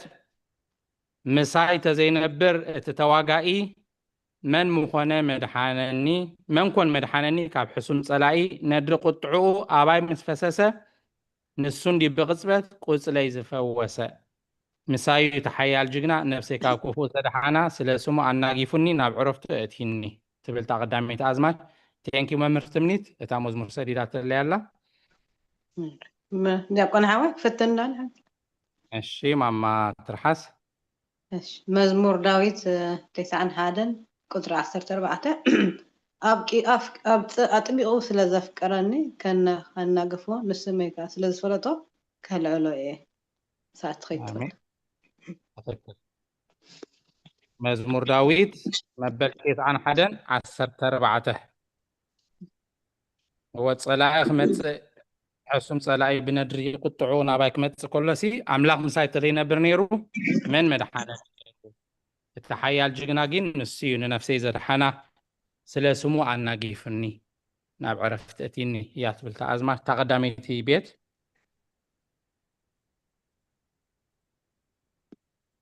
قدمي حليفو خا أجاري كيندل هتا أحليفون ندي خاب كاتسا تبل دقيتات صلاتي بحيلو ريسني كاب عوت ناب عوت أسجاجيرني النابلة بزوح تحسو دلوا هذا مزمور እግዚአብሔር ኣብ ባሕሪ ይኹን ኣብ ምድረ በዳ ይኹን ኣብ ጎላጉል ይኹን ኣብ ሰድ በለ ይኹን ኣብ ኩሉ መገዲ ከም ዘለዎ ንዓና ዘድሕነሉ መገዲ ከም ዘለዎ ዝመፅ እንተመጠ ፈተና እንተበዝሐ እግዚአብሔር ከም ዝረድአና ብቕልጡፍ ከም ዘናግፈና እያታ መዝሙር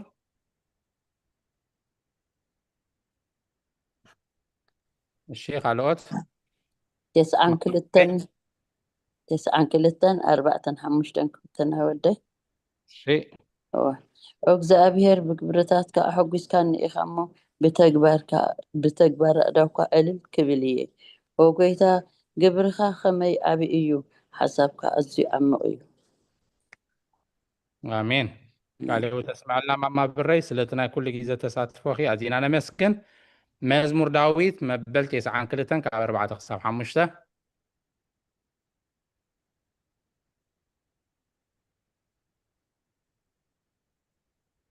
እሺ ካልኦት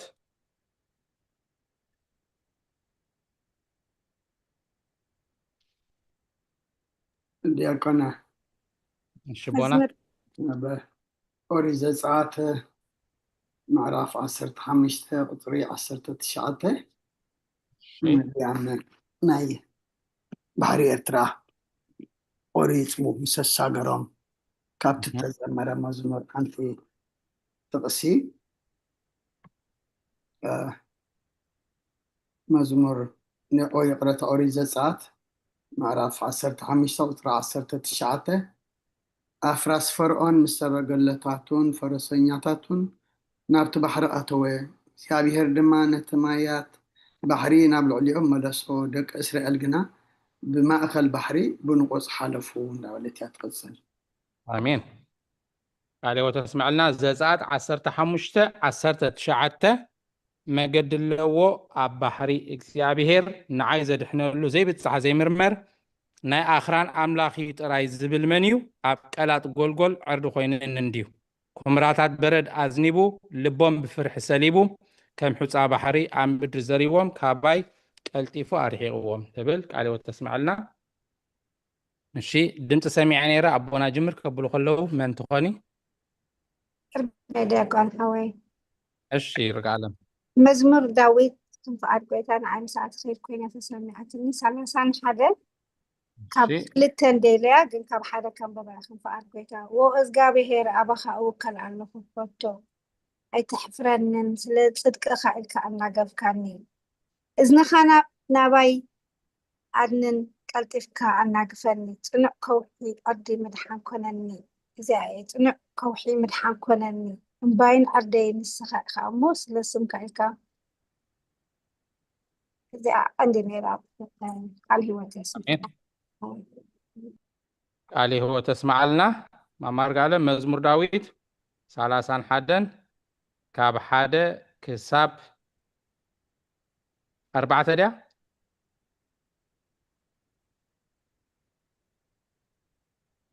እሺ ክሳብ 5 ከም ፍቃድ ጌታ ወስጋ 3 እሺ ሓራይ ክሳብ 3 ቃል ሂወት ተስማዓልና ሓራይ እምበር ኣሰንትኖ መዝሙር ኣብዚ ከኣኽለናዩ ንድዘመርኪ መምህርቲ እምኒት ጠቕሲ ብምጥቃስ ካብ መጽሓፍ ቅዱስ ዘስተንተንኩምን ዝሰማዓኩም ኩልኩም እግዚአብሔር ፀጉ የብዝሓልኩም ሓራይ ካብዚ ብምቕፃል ንሎሚ ዘንበብናዮ ትምህርቲ ሃይማኖት ኣበው ምዕራፍ 59 ካብ ቁጥሪ 28 ክሳብ 47 ኣዝዩ ሰፊሕ ደስ ዝብል ዓሚቕ ትምህርቲ ዘለዎ ንባቢና አንቢብና ንሕጂ ከም ፍቃድ ኣምላኽ ካብኡ ከነስተንትን ኢና ቁጥረ ክንዲዚኣ ኣውፅአለይ በሉኒ ኣብ ስክሪን ዳርኣኹም እናንበብኩም ከተስተንትኑ እውን ትኽእሉ ኢኹም መድረኽ ናባኹም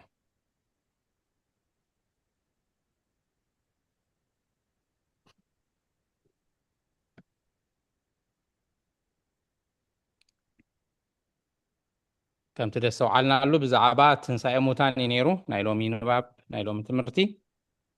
ብዛዕባ ሄኖክ ተዛሪቡ ብዛዕባ ኤልያስ ተዛሪቡ ኤልያስ ድንግል ዘይተመርዓወ ከም ዝነበረ ሄኖክ ግን ምርዑ ከም ዝነበረ ሄኖክ ዘይግዙር ምንባሩ ብዛዕባ ኢዮብ ድበሎ ብዙሕ ተዛሪቡ ብዛዕባ ኢሳይያስ ብዛዕባ ትንሳኤ ሙታን ብዛዕባ ኣብ መቃብር ዘለውን ኣብ ሲኦል ዘለውን ብዙሕ ተዛሪቡ ካብ መዝሙር ዳዊት እውን ነቢ ዳዊት ብዛዕባ ድሞቱ ዝበሎ ጥቕሲ ኣንቢብና ብዛዕባ ምጽኣት እውን ምድሪ ሰማይ ከም ወረቐት ተጠቕሊሉ ክኸይድ ምዃኑ እዛ ምድሪ እዚኣ ሓላፊት ምዃና ምድሪ ነቶም ኣብኣ ዘለዉ ነፍሳት ክትህብ ምዃና ባሕሪ ነቶም ኣብ ውሽጦም ዘለዉ ነፍሳት ክመልሱ ምዃኖም ሲኦል ንባዕላ ሓላፊት ምዃና ከምቲ ኣደ ነፍሰ ጾር ኣብ 9 ወርሒ ግድነት ቅልውላው ሒዝዋ ተሓርስ ንዘለኣለም ምስኣ ሒዛቶ ዘይትነብር ሲኦል እውን ከምኡ ነቶም ነፍሳት ከተረክቦም ትፀዓር ምዃና ምድሪ ነቶም ፄራቶም ደላ ከተረክቦም ምዃና ብዛዕባ ራእየ ዮሃንስ ድማ ብዛዕባ ሰማይን ምድርን ካብ ገፁ ካህድሙ ምዃኖም ብዛዕባ ምጽኣት ብዛዕባ መፅሓፍ ሂወትን መፅሓፍ ናይ ፍርድን ኣብቲ መፅሓፍ ከም ተፃሓፈ ከም ግብሮም ከም ዝፍረዱ ናይ ነቢ ሕዝቅኤል ድማ ኣዝዩ ደስ ትብል ከነነብብ ፀኒሕና ነቶም ኣዕፅምቲ ነቶም ዝደረቑ ኣዕፅምቲ ተነበየሎም ቃል እግዚኣብሔር ስምዑ ኢልካ ከምዚ ኢልካ ንገሮም እናበለ ሕዝቅኤል ዝተነበዮ ትንቢት እውን ክንሰምዕ ፀኒሕና ኣዝዩ ደስ ድብል ነቶም ኣዕፅምቲ ስጋ ከም ዝገብረሎም ቆርበት ከም ዝገብረሎም ናይ ህይወት መንፈስ የእቲ ከዓ በእጋሮም ደው ኣቢሉ ከም ደጽንዖም ኣዝዩ ደስ ድብል ትምህርቲ ኢና ተማሂርና 28 መጀመርያ ናይ ሄኖክን ዝገለጻ እሺ ሄኖክ ኩለንተነኡ ገዓዘ ክሳብ ዛዕለት እዚኣ ሞት ኣይረኣየን ኤልያሱን ኩለንተነኡ ስግኡ እዩ ዝተላዕለ ክሳብ ሎሚ ሞት ኣይረኣየን እምበር እዚኦም ክልተ ብስጋ ህያዋን ዝኾኑ ፍጹማን ኣባና ፍጹም ትንሣኤ ይጽናዕ ካባና ሓደ እኳ ተጠራጠረ ልቢ ኣይሁን እንሆ ትንሣኤና ካብቶም ቀዳሞት ክልተ ኣምሳላት ኣንቢሩልና ኣሎ ናይ ሄኖክን ኤልያስን ክልቲኦም እዮም ህያዋን ዘለዉ እስካብ ሕጂ እውን ንሶም ህያዋን እዮም ካብዚ ግን ተጠራጠርቲ ከይንህሉ ንሕና ብኩሉ ስጎም ብኩሉ ህያዋን ፍጹማን ኣባና ፍጹም ትንሣኤ ይጽናዕ ይብለና ካባና ሓደ እኳ ተጠራጠርቲ ከይህሉ ከዓ ንሄለም ዝገሊፅልና ክልቲኦም ክሳብ ኣምሳል ደም ኣንቢሩልና ኣሎ ናይ ክልቲኦም ከዓ እስካብ ሕጂ ናይ ክልቲኦም ማሜን ቃል ህይወት ተስማዕልና ማማ ብረይ ኣሜን 59 ቁጥሪ 18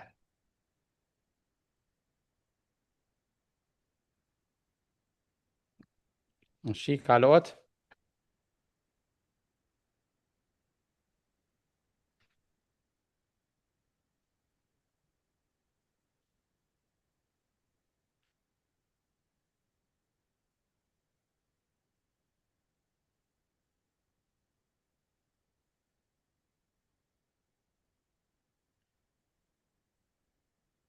ክንሰማዕ ፀናሕና እንዲና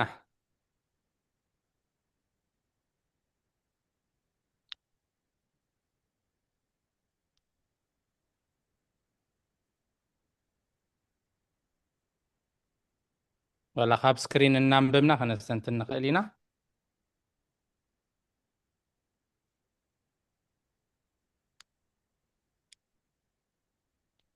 ንኤልያስን ንሄኖክን ሞት ዘይጠዓሙ بأملاخ دتوسدو زعارقو دتسورو بزعبوهم أبزي تقيسلنا له نمنتاي نغلط يوم تقيسلنا في اليوم إننا نتعصره كتغسلنا تصنيحو انتاي نردأ كابزي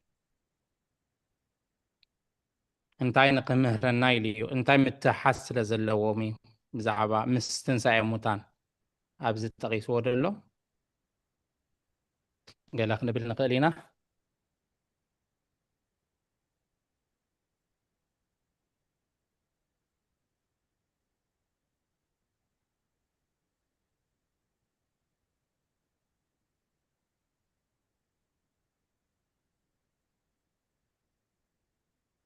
وكل جزء يدلنا سالاسان شو من تندقى يغلنا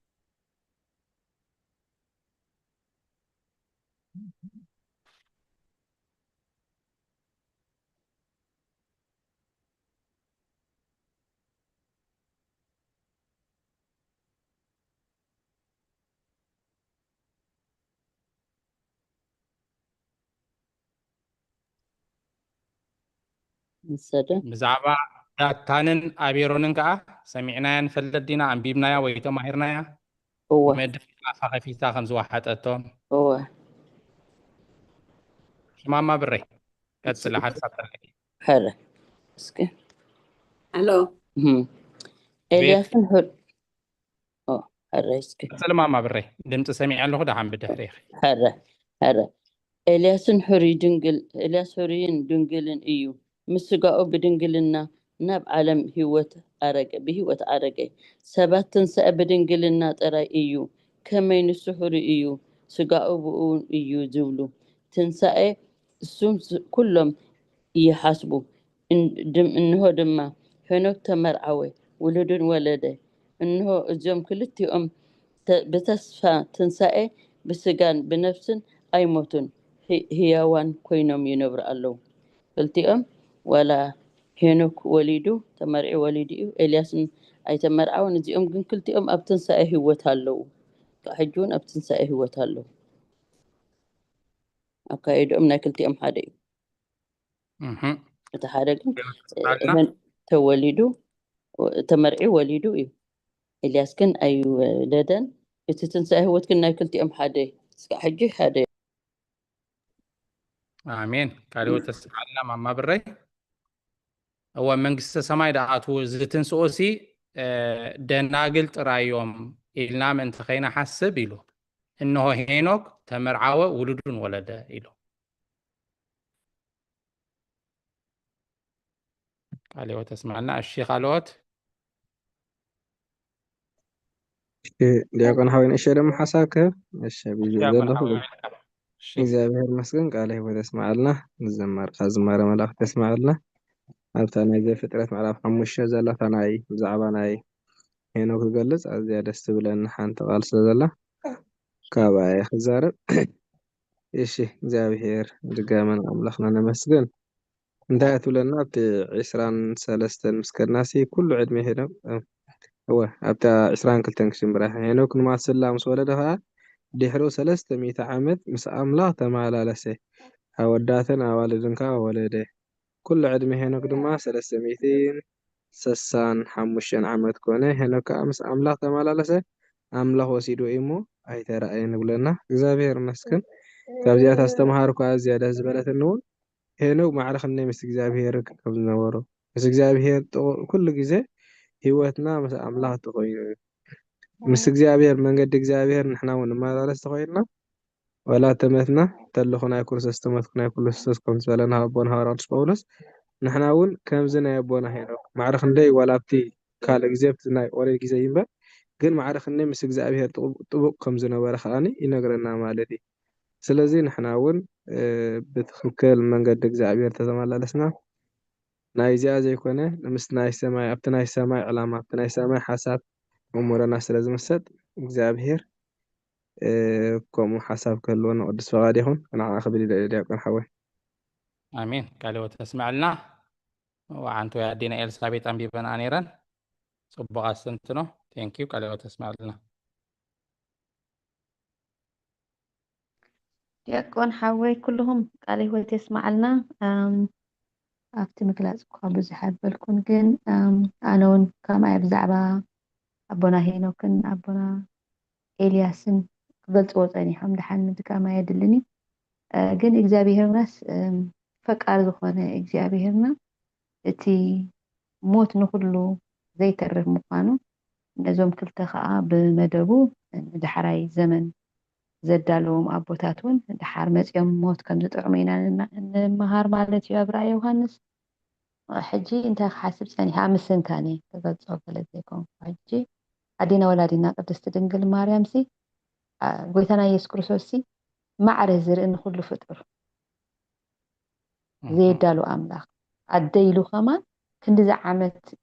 ሓቢኡዋ ኣዲኡ ስለ ዝኾነት እያ ዓለም ሲ ክንደይ ምበለት ነይራ ሕጂ ብዛዕባ ቅድስቲ ድንግል ማርያም እኳ ብዙሕ ዝናወፁ ሃይማኖታት እንተሃለው እግዚኣብሔርና ግን ኣቐዲሙ እንታይ መፅእ እንታይ ገብር ብሕጂ እውን እንታይ ኮን ዝቃዕ መወዳእታ ዝመፅእ ክርስቶስም እንታይ ብሕጂ መፅእ ብሂወት ዘለና እንተዘለና ክንሪኦ ኢና ማለት እቶም ዝሪእዎ ክሪእዎ እዮም ተን ዘለና ከዓ ናይ ሕጂ ኢና ንፈልጥ እሞ ዘየዳሉ ኣምላኽ ምኳኑ እሶምን መፅኦም ሞት ክጥዕምዋ እዮም ኣዲኡ ወላዲቱ ከዓ ኣደያ ኢሉ ኣብ ሊፁ ዘይረኣየ ወላ ወላዲቱ እንተኾነት ብሞት ስታፅድቅ ምርፅትን ቅድስትን ንፅህትን ዕንቁ ዝኾነት ትሕቲ ፈጣሪ ልዕሊ ኣማልኽቲ ዝኾነት ነዚ ናይ ሞት ነገር ከምዚ ዓመት ኣብየ ከስተንትን ፀኒሐ እሞ እግዚኣብሔር ተመስገነ ይኹን ቃለ ሂወት ኣስማዓልና እዚኣ እያ እታ ናተይ ወዲአ ኣለኹ ዲያቆን ሓዊ ቃለ ሂወት ተስማዓልና ወእግዚአብሔር ንኤልያስን ንሄኖክን እነሆ እዞም ክልተ ምእንቲ ተስፋ ትንሳኤ ብስጋን ብነፍስን ኣይሞቱን ህያዋን ኮይኖም ይነብሩ ኣለዉ ምእንቲ ተስፋ ትንሳኤ ብትንሳኤ ተስፋ ምእንቲ ክንገብር እግዚአብሔር ንኩሉ ኣየዳሉኒ ኩሉ ሞት ክጥዕም እዩ ፅቡቅ ኣሰንቱነ እዩ ቴንኪዩ ማማ መኣዛ 31 ከዲያኮን 31 እሺ ከምዚ ኣከታቲለን ክኾና ከለዋ ኣልግብ ኣቢልክ ብሓደ ብልየን ማማ ብሪ ሕራይ ሰን ስጋዕ ዝሃቦም ብልየን ዳግም ሓደ እኳ ከይጠራጠር ንብዙሓት ብሂወቶም ከለዉ ምስ ስጋኦም ናብ ገሃነም ኣውሪዱ እዩ ንዳታንን ንኣበርን ድማ ኣፉ ከፊቱ ወሓጦም ብነፍሶምን ብስጋኦምን ድማ ናብ ገሃነም ወረዱ በታ ሰዓትቲኣ ንፍርዲ ናብ ገሃነም ኣሕሊፉ ሃቦም ስጋኦም ካብ ነፍሶም ኣይፈለየን ወይ ካብ ኣካሎም ከፊሉ ኣየስጠመን እንታይ ደኣ ብነፍስስ ብስጋን ንፍርዲ ኣሕሊፉ ሃቦም ንዳታን ንኣበርንሲ ኣብ ገሃነም ከም ደእተዎም ነፍኪ ዘይኮነ መቃቂሉ ከዓ ብኩሉ እንትንኦም ከዓ ናብ ፍርዲ ኣቅሪቡ ኣብ ገሃነም ከም ደስጠም ከዓ ይነግረና ኣሎ ናይ ክልቲኦም ዘይወድል ቃለ ሂወት ተስማዓልና አሜን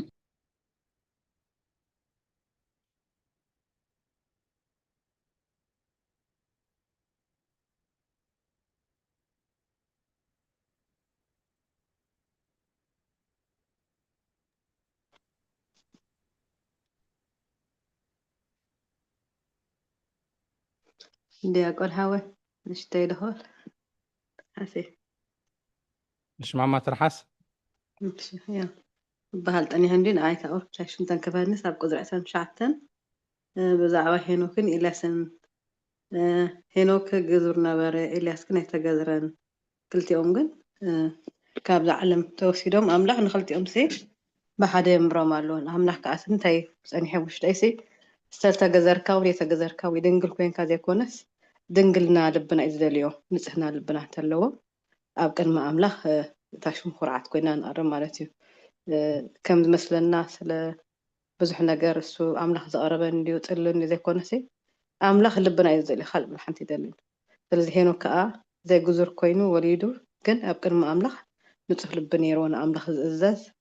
ናይ ብሓቂ ንኣምላኽ ቀረባ ስለ ዝነበረ ምስ ኤልያስ ምስቲ ድንግል ተባሃለ ሓንሳእ ድማ ኣምላኽ ኣዕሪግዎም እሞ እግዚኣብሔር ኣምላኽ ከዓ ንኩለና ንፅህና ልቢ ዓድለና ከምኣቶም ኮይና ኮበይ ክንመቃዕ ግን ልብና ክነፅህ ንእግዚኣብሔር ደግፈና أقول كبر. آمين. قالوا تسمع لنا ماما ترحس امبار حدوكا عمو تازي تنسأله زي تنسقا له إلو من تخي حسب إيو تنسأي نفليو يبلنا مالتي كبرنا أملاك يخون صبغ السنتونيو قالوا تسمع لنا مشي قالوا جيزانا نتكملو عزيدس بالنبابين عم بيبنا أنا يلومي ሕቶ ዲያቆን ሃዊ ይቀዲ እሺ ዲያቆናይ እሺ እግዚአብሔር ይመስገን ኣብታ 29 እታ ቁልፎቱ ትብል እንታይ እያ ኣይተረድእትንን እንደገና እውን እታ 31 እውን ብዛዕባ ስጋን ነፍስን ንካሕንም ከም ዝወረደ እዩ ዝነገረና ዘሎ እሞ ናይ እዚኣ ከዓ ከመይ እያ ማለት እዩ ብነፍሶም ጥራሕ ዘይኮነን እታ ስጋስ ኣብ ሓመድ ዘይኮነትን ትብል ክስታ እያ መፅያትኒ 29 ዘላ ማለት እዩ 31 ክብል ኢላ ቀረታ ክልቲአን እዚአን ተረዳእትካ ትሕቶ ምሽ هو تحانتي قلفوتو تقرنا يا تحطو ቁልፎቱ ወይ እዚኣ ቁልፎቱ ስ ታያታ ተግርኛ ሕጂ እሺ እታ 31 እንከዓ ሰብ ምስ ሞተሲ ነብሱ ኣብ መቃብር ዘይኮነን እዛ ስጉ ዶ ነብሲ ኣብ ይቕሬታ ስጉ ክብለ ስጉ ኣብ መቃብር ዘይኮነን ተረፍ ከመይ ኢሎም ምስጉኦምን ምስ ነብሶምን ናብ ሲኦል ወርዶ ትክክል ኣቦታትና ማእከልና ኣለዉ ክምልሱልና እዮም ካልኦት ተስማዕልና ሓውና ዲያቆን ግርማ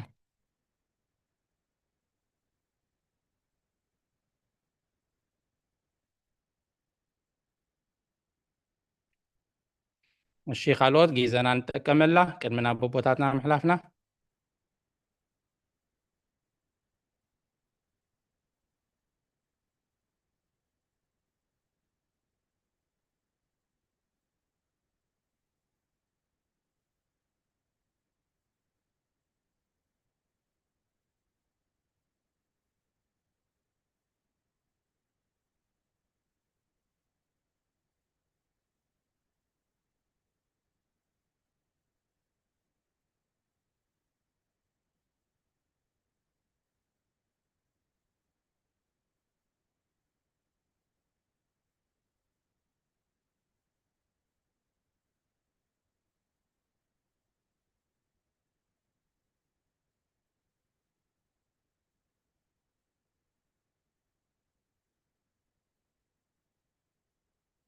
እሺ እምበር ጊዜና ክንጥቀመላ 15 ደቂቃን ተሪፈናና ደለዋ ሕቶታቱን ስለ ዘለና እሰኑን ምእንቲ ክምለሳ ናብ ኣቦታት ክሕልፈኩም እየ ንመጀመርታ ነቦይ መርጌታ ናብ መድረክ ክዕድሞም ኣቦና ኣበይ መልኣከ ሰላም እንከላይ ምስ ጸሎት ገይሮም ምእንቲ ትምህርትን ትማዕዳን መልስን ኩሉ ኣጠቃሊሎም ብጸሎት እንከላይ ገይሮም ምእንቲ ክዓጽውልና መጀመርታ ናብ ኣቦይ መርጌታ ኣስዕባ ቢሎም ድማ ኣቦና ኣበይ መልኣከ ሰላም መድረክ ናባኹም ኣቦታት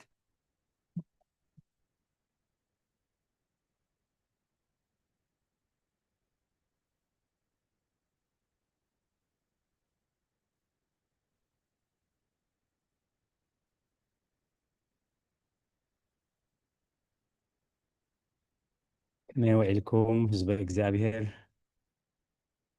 እቲ ክሳብ ሰዓት ዝብድሓነ ሰላም ዓቂቡ በዚ ቅዱስ ኣገልግሎት ክንሳተፍ ዝረዳእና ልዑለ ባህሪ ፈጣሪና ኣምላከ ቅዱሳን ናይ ባህሪ ምስጋና ይብፅሓዮ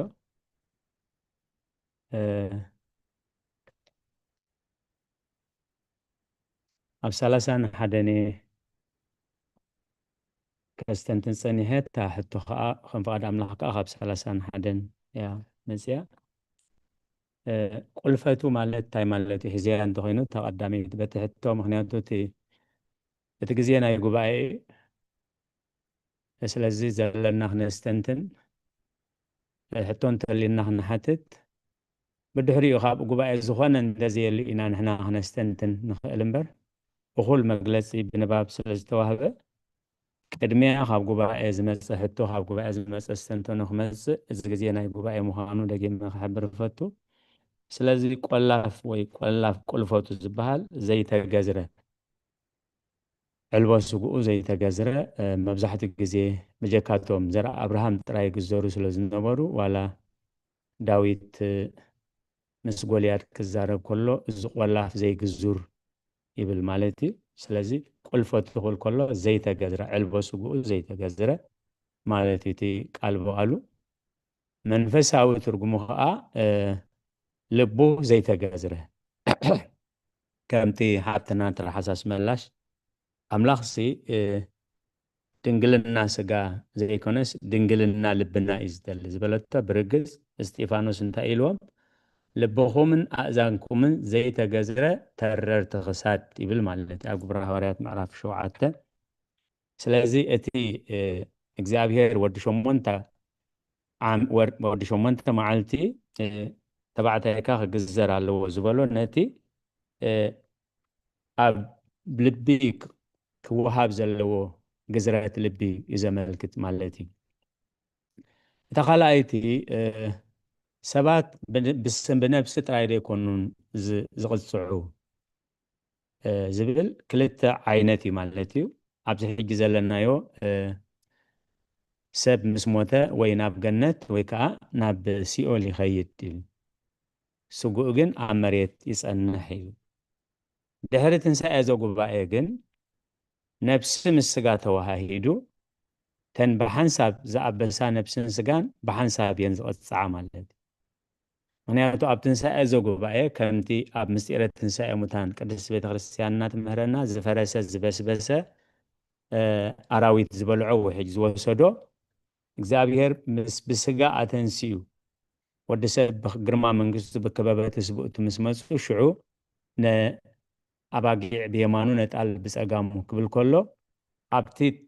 ዘለኣለማዊ ህይወት ወይ ዘለኣለማዊ ሞት ስጋን ነብስን ብሓንሳብ እየን ዝኸብራ ወይ ብሓንሳብ ከዓ ናብ ዳግማይ ሞት ይሰጋገራ ማለት ብርግጽ ኣብዚ ሕጂ ዘሎ ናይ መጽንሒ ቦታ ኣብ ገነት ወይ ኣብ ሲኦል ግን ስጋ ኣብ መሬት ተሪፉ ከሎ እታ ነብሲ ብመጠን ዝሰርሓቶ ትኽፈል ማለት እዩ ኣብዚ ናይ 31 ተጠቂሱ ዘሎ ግን ፍሉይ ዝኾነ ፍጻሜ ምስቲ ኖርማል ወይ ስሩዕ ዝኾነ ኣማውታ ናይ ሰብ ዝተሓሓዝ ጉዳይ ኣይኮነን ኢሉ ቅድሚኡን ድሕሪኡን ከዓ ኣብ ሓድሽ ኪዳን ይኹን ኣብ ብሉይ ኪዳን ከምዚ ፍጻሜ እዚ ኣይተፈጸመን እዩ ኣብ ሃይማኖት ኣበው ምዕራፍ 59:31 ኢና ዘለና ማለት ድንጉኢልኩም ዝኣተኹም ከይትህልው ምናልባት ደጊም ሓደ እኳ ዘይጠራጠር ንብዙሓት ከለው ምስ ስግኦም ናብ ገሃነት ኣውሪድ እዩ ሓደ እኳ ከይጠራጠር ንብዙሓት ብሂወቶም ከለው ናብ ገሃነም ኣውሪዱ እዩ ኢሉ ዘህልኩ ምዕራፍ 16 ካብ 28 ክሳብ 34 ከምውን መዝሙር ዳዊት 106 ቁፅሪ 17 ከምኡ ከሲ ተቐሚጥሎ ብግቡእ ከዓ ተነቢቢ እቲ ንባባት ማለት ስለዚ እዚ ፍጻሜ እዚ ካበይ እዩ ዝብገስ እዞም ዳታን ቆርየን ኣቤሮምን ዝበሃሉ ካብ ዓልየት ሌዊ እዮም እቲ እግዚአብሔር ንሙሴ ዝኣዘዞ ሌዊ ርስተ እዩ ስለ ዝበሎ ርስቲ ኣይተዋሃቡን እዞም ዓልየት ሌዊ ዕሽር ካብ ደቂ እስራኤል እንዳበልዑ ነገልግሎት እግዚአብሔር ዝተወፈዩ ካልእ ስራሕ ክሰርሑ ኣየድልዮምን ነይሩ ማለት እዩ ስለዚ በዚ ኩሉ እግዚአብሔር ኣኽቢርዎም ከሎ ግን ኩሉ ግዜ ኣንጻር ሙሴ ኣንጻር ሕጊ እግዚአብሔር ይኸዱ ነይሮም ኢሉ እቲ ፍሉይ ዝገብሮ ኣብ ቅድሚ ሙሴ ወይ ኣብ ቅድሚ ህዝቢ ቀትሪ ሓንታ ይዛረቡን እዮም ለይቲ እንዳዘሩ ብሰላም ነገር ይሰርሑ ነይሮም ማለት ስለዚ ሙሴ ንዑ ናብዚ ኣብዚ ቅድሚ ህዝቢ ንምፃእ እሞ ካብ ቀትሪ ምሳይ ብዕዮ እግዚአብሔር ትውዕሉ ለይቲ ከዓ ፀላም ካብ ትዘሩ ናብዚ ንምፃእ ኣብዚ ቅድሚ ህዝቢ እሞ ኣነ እንተበዲለ ኣነ ክእረም ስኻትኩም ተበዲልኩም ከዓ ንስኹም ተኣሪንኩም ጉዕዞና ብሓንሳብ ክንቅፅል ኢሉ ብትሕትና ብሓቂ ምስ ሓተቶም ካብ ግብፂ ጎይታ ምእንቲ ክትከውን ኢልካ ሓባቢልካ ምድሪ ተስፋ ንኸይድ ዘይተእትወና ንስልጣንካ ክትብል ደፋፊእካ ውፅኢኻና ሕጂ ከዓ ኣብ ቅድሚ ጉባኤ ክትቀትለና ስለ ዝኾንካ ኣይንመፅን ኢና ኢሎም ነቲ ብክብሪ ንምስምማዕ ንዕርቂ ኢሉ ዝሓተቶም ይነፅግዎ ማለት ኣብዚ ግዜ እዚ ሙሴ ባሪ ኣምላኽ እንታይ እዩ ዝብል ካብ ዝህልኩ ምዕራፍ 16 ካብ 28 በቲ ዝተዋህበና መወከሲ ማለት እዩ ክሳብ 34 ክንሪኦ ኢና ተነቢቢ እዩ ምናልባት ንምዝኽኻር ዝኣክል ወይ ሽዑ ዘይነበርና ሙሴ ከዓ ካብ ፍቃደይ ዘይኮነ ነዚ ኩሉ ግብሪ እዚ ክገብር እግዚኣብሔር ከም ዝለኣኸኒ በዚ ክትፈልጡ ኢኹም ኣነ ካብ ምጉሳይ ኣባጊዕ ኣምፅኡ እግዚኣብሔር እዚ ገበር እግዚኣብሔር እዚ በሎም እግዚኣብሔር በዚ መርሓዮም ብዝበለኒ እምበር ሓንቲ እኳ ብስጋዊ ድሌተይ ብሰብኣዊ ዓቕመይ ዝገበርክዎ ከምዚ የሎ ክትፈልጡ ኢሉ ስለዚ እንታይ ዝብል ኣብ ቁፅሪ 29 እዞም ሰባት እዚኣቶም ከመማውታ ኩሉ ሰብ እንተመቱ ወይ ንኩሉ ሰብ ዝበፅሖ ጥራይ እንተበፅሖም ሽዑ እግዚኣብሔር ኣይለኣኸንን ከም ኩሉ ሰብ ሓሚሞም ነይቶም ብስጎም ነብሶም ተፈላለዩ እንተዳመይቶም እግዚአብሔር ኣይለኣኸንን እግዚአብሔር በኣይ ኣይተዛረበኒ ስለዚ ሙሴ ንኽብሩ ዘይኮነ ነቲ ካብ ባርነት ካብ ሲኦል ኣውፂኻ ካብ ግብፂ ናብ ምድሪ ተስፋ ዝጓዓዝ ነበረ ጉዕዞ ናይ ኣምላኽ ጉዕዞ ዘይኮነስ ሙሴ ከታልለና እዩ ስለዚ ሙሴ መራሒና ይከውን ንግብፂ ኢና ንምለስ ሽጉርቲ ንግብፂ ናፊቕናዮ ብርጭቕ ግብፂ ናፊቕናዮ ክብሉ ከለዉ ቶም 400 ዓመት ዘርኦም ኣብ ባሕሪ ዝተደርበየ ረሲዖም ሊቀ ነቢያት ሙሴ እቲ ዕላማ ኣምላኽ ምዃኑ ክፈሊጦም ነቲ ዕላማ ኣምላኽ ክስዕብዎ እዩ ምስማዕ ምስ ኣበይብዎ ግን እዞም ሰባት እዚኣቶም ከመማውታ ኩሉ ሰብ እንተዳመይቶም እግዚኣብሔር በኣይ ኣይተዛረበኒ ኣብ ቁፅሪ 30 እግዚኣብሔር ሓድሽ ነገር እንተገበረ ግና እዚኣቶም ምስ ኩሉ ዘለዎም ብሂወቶም ናብ ሲኦል ክወርዱ ምድሪ ኣፋ ከፊታ እንተዋሓጠቶም ሽዑ እዞም ሰባት እዚኣቶም ንእግዚኣብሔር ከም ዝነዓቕዎ ክትፈልጡ ኢኹም ንዓይ ንሙሴ ኣይኮኑን ምክንያቱ እግዚኣብሔር ንኽብሪ ስሙ ንድሕነት ነብሳት ነቶም ዝጋገዩ ክምለሱ ነቶም ልቦም ዝተረረ ትሕት ክብል ነቶም ኣብ መከራ ዘለዉ ተስፋ ክገብሩ ምእንቲ ኩሉ ግዜ ተፈጥሮ ባህሪ ይቕይር ኢሉ ኣብ ጥበብ ሰለሞን እንታይ ኢሉ ዘሎ እግዚአብሔር ንቅዱሳኑ ብምድረ በዳ ክኸዱ እንተደኣ ኣዚዙ ምድረ በዳ ባህሪ ይልውጥ ኢሉ ልክዕ ከምቲ ኣናንያን ኣዛርያን ሚሳኤል ናብ ሓዊ ምስ ኣተው ተሓዊ ባህሪ ዝለወጠ ክበልዖም ዘይከኣለ ዳንኤል ናብ ጎድጓድ ኣናብስቲ ምስ ተደርበየ ኣናብስቲ ክበልዕዎ ዘይከኣሉ እዚ ካብ ሕጊ ተፈጥሮ ወፃኢ እዩ ተኣምራታዊ ሓይሊ ኣምላኽ መለኮታዊ ሓይሊ ኢሎም ይገልፅዎ ማለት ስለዚ ሕጊ ተፈጥሮን ተኣምራታዊ ሓይሊ ኣምላኽን ኢሎም ይገልፅዎ ኣብ 31 ኮነ ከዓ እዚ ኩሉ ተዛሪቡ ምስ ወድአ ኣብ ትሕቲኦም ዘላ ምድሪ ተጨደት ምድሪ ከዓ ኣፋ ኸፈተት ንዓታቶምን ነባይቶምን ንኩሎም ናይ ቆራሕ ሰብን ንኩሉ ገንዘቦምን ወሓጠቶም ንሳቶም ምስ ኩሉ ዘለዎም ብሂወቶም ናብ ሲኦል ወረዱ ምድሪ ከዓ ደፈነቶም ኣብ ማእከል ማሕበር ድማ ጠፍኡ እቶም ኣብ ዝሪኦም ዝነበሩ ብዘለዉ እስራኤል ከዓ ጭራሕ ምርሖም ሰሚዖም ንዓና ድማ ምድሪ ከይትውሕጠና ኢሎም ሓደሙ ስለዚ ቅድስቲ ቤተ ክርስቲያን ኣብቲ ጸሎት ዘዘውትር ወይ መእተዊ ጸሎት ናይ ኩሉ ግዜ ክንጽልዮ ዝሰርዐቶ ኣይሁድ ክህዱ ሲኦል ህያዋኒሆም ሲኦል ወረዱ ንሕነስ ኣመነ ወእላ ኣመነ ብሃይለ መስቀሉ ድህነ ንምንታይ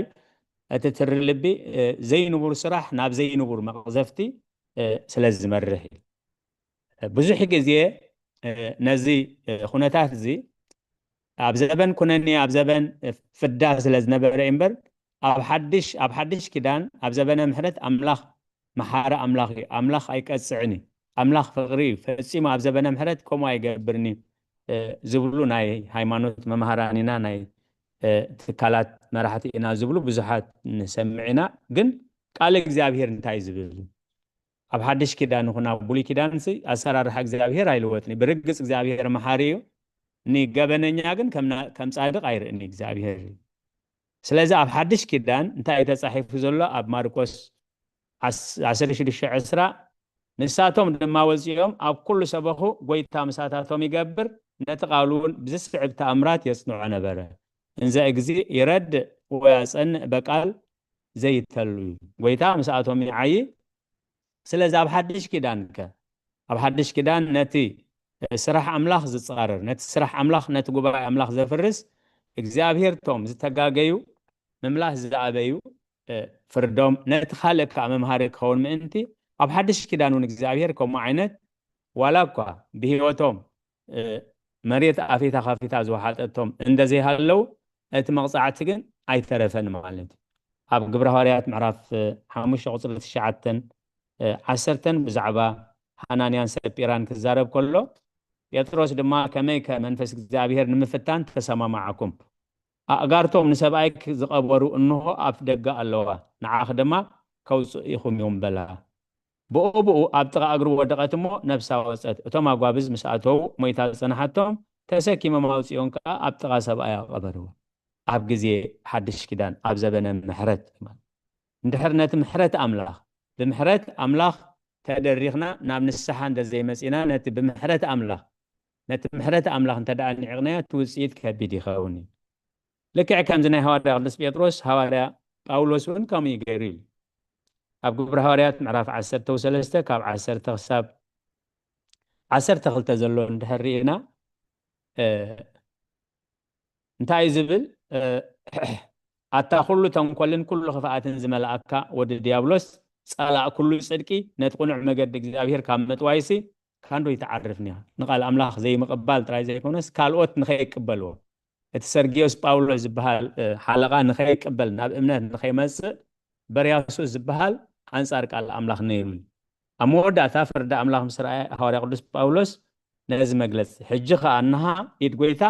ኣብ ልዕሌኻ ክትዓውር ክሳዕ ግዜኡን ፀሓይ ክትርእኒ ኢኻ በሎ ብኡ ከዓ ጣቓን ፀልማትን ወደቆ ኣብዚ ናብትና ተመላለስኻ ብኢዱ ሒዙ ዝመርሖ ደልየ ሽዑቲ ምስልየነ ነቲ ዝኾነ ርኡ ብምሕሮ ጎይታ ተገሪሙ ኣመነ ስለዚ ዕላማ ኣምላኽ እንድሕር ባርያሱስ ቃል ኣምላኽ እንዳቐነነ እቲ ሰርጊዮስ ጳውሎስ ንኸይኣምን እቲ ምስልየነ እንተኣሚኑ ከዓ እቲ ህዝቢ ንሱ ዝመርሖ ናብ እምነት ናብ ድሕነት ክመጽእ ማለት ስለዚ መንፈስ ኣምላኽ ነቲ ዕንቅፋት ዝኾነ ምምላስ ስለዝኣበየ ግዜ ተዋሂቦ ከምዚ ዓይነት ስጉምቲ ይወስድ ስለዚ ኣብ ሓድሽ ኪዳን እዚ ናይ ቆርኤን ናይ ዳታንን ናይ ቆራሕን ብኸመይ ይግለጽ ሃዋርያት ብኸመይ ገሊፆሞ ኢሉ ሃዋርያ ቅዱስ ጴጥሮስ ኣብ ካልኣይ መልእኽቱ ከምኡውን ይሁዳ ኣብ ቁፅሪ 11 ምዕራፍ እዩ ዘለዎ ጠቒሶም ኣለዉ ምስቲ ናይቲ ሽዑ ዝነበረ ተግባራትን ሕጂ ክግበር ዘለዎን ማለት እቲ ገበን ዝገበረ ክመውት ከሎ እቲ ኣመል ናይቲ ገበን ግን ይቐፅል ኢና ወለደታት እሱ ናይ ሓጢኣት ሽግር ከዓ ማለት ንኣብነት ሰብ ሰዶም በቲ ርኩስ ግብሮም ተቐፂዖም ምስ ሓለፉ እቲ ግብረ ሰዶም ዝበሃል ክፍኣት ግን ክሳብ ሕጂ ልዕሊ ዝኾነ ዘበን ጎሊሑ ከም ሕጋዊ ወይ ከም ንቡር ኮይኑ ኣብ ቤታት መራሕቲ ዓለማት ብግቡእ ይዝረበለሉ ኣምላኽ ይቕረበለልና ስለዚ ቁፅሪ 10 እዚኣቶም ግና ነቲ ዘይፈልጥዎ ይፀርፍዎ በቲ ባህሪኦም ከምቶም ኣእምሮ ዘይብሎም እንስሳታት ገይሮም ዝፈልጥዎ ብኡ ነታ ርእሶም የጥፍእዎ ኣለዉ ኣብ ቁፅሪ 11 ብመገዲ ቃየል ስለ ዝኸዱ ምእንተ ዓስቢ ብስሕተት በልዓም ፀደፉ ብዕልወት ቆራ ከዓ ጠፊኦም እዮም እሞ ወይሎም ስለዚ ካብቶም ንሙሴ ዝተቃወሞ ዳታን ኣቤሮን ቆራሕ ዝብሎም ሓደ እዚኣቶም ብዘይ ፍርሓት ምሳኻትኩም እናበልዑ ንርእሶም ዝጓስዩ ኣብቲ ናይ ፍቕሪ መኣድኹም ፀያቂቶ እዮም ነፋስ ንየው ነጀው ዝደፍኦ ማይ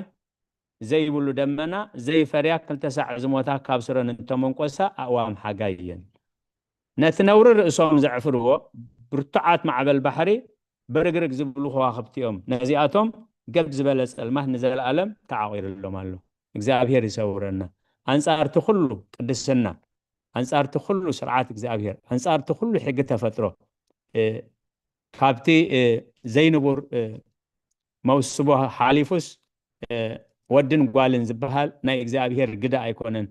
ወድት ክትከውን ተደሊኻ ወድ ክትከውን ተደሊኻ ጓል ክትከውን ተደሊኻ ጓል ክትከውን ተደሊኻ ኢሎም ነቲ ንቡር እግዚአብሔር ዝሰርዖ ስርዓት ሕግ ተፈጥሮ ክልውጥዎ ዝፍትኑ ቃል ኣምላኽ እንታይ ኢልዎ ካብኡ ሓሊፎም ዘስልጥዎ የብሎምን ስለዚ ኣብ ሓድሽ ኪዳን ዝነበረ ታሪኽ ሰናይ ይኹን እከይ ኣብ ሓድሽ ኪዳን ብኸመይ ተገሊጹ ብኸመይ ይቕፅል ንሕናን ህዝብናን ብኸመይ ንለልዮ ደጊም ከይንጉዳእከ ብኸመይ ካብኡ ነልግስ ብኸመይ ካብኡ ንጥንቅቕ እዮም ኣቦታትና ነዚ ሃይማኖት ኣበው ምስ መፅሓፍ ቅዱስ እናተሓሓዙ ኣብቲ ግዜ እቲ ነዚ መፅሓፍ ዝኸዳልዎ ከለውሲ ሙሉእ ዕድሚኦም ንዑ ተወፊዮም ዝሓለፉ ምክንያቱ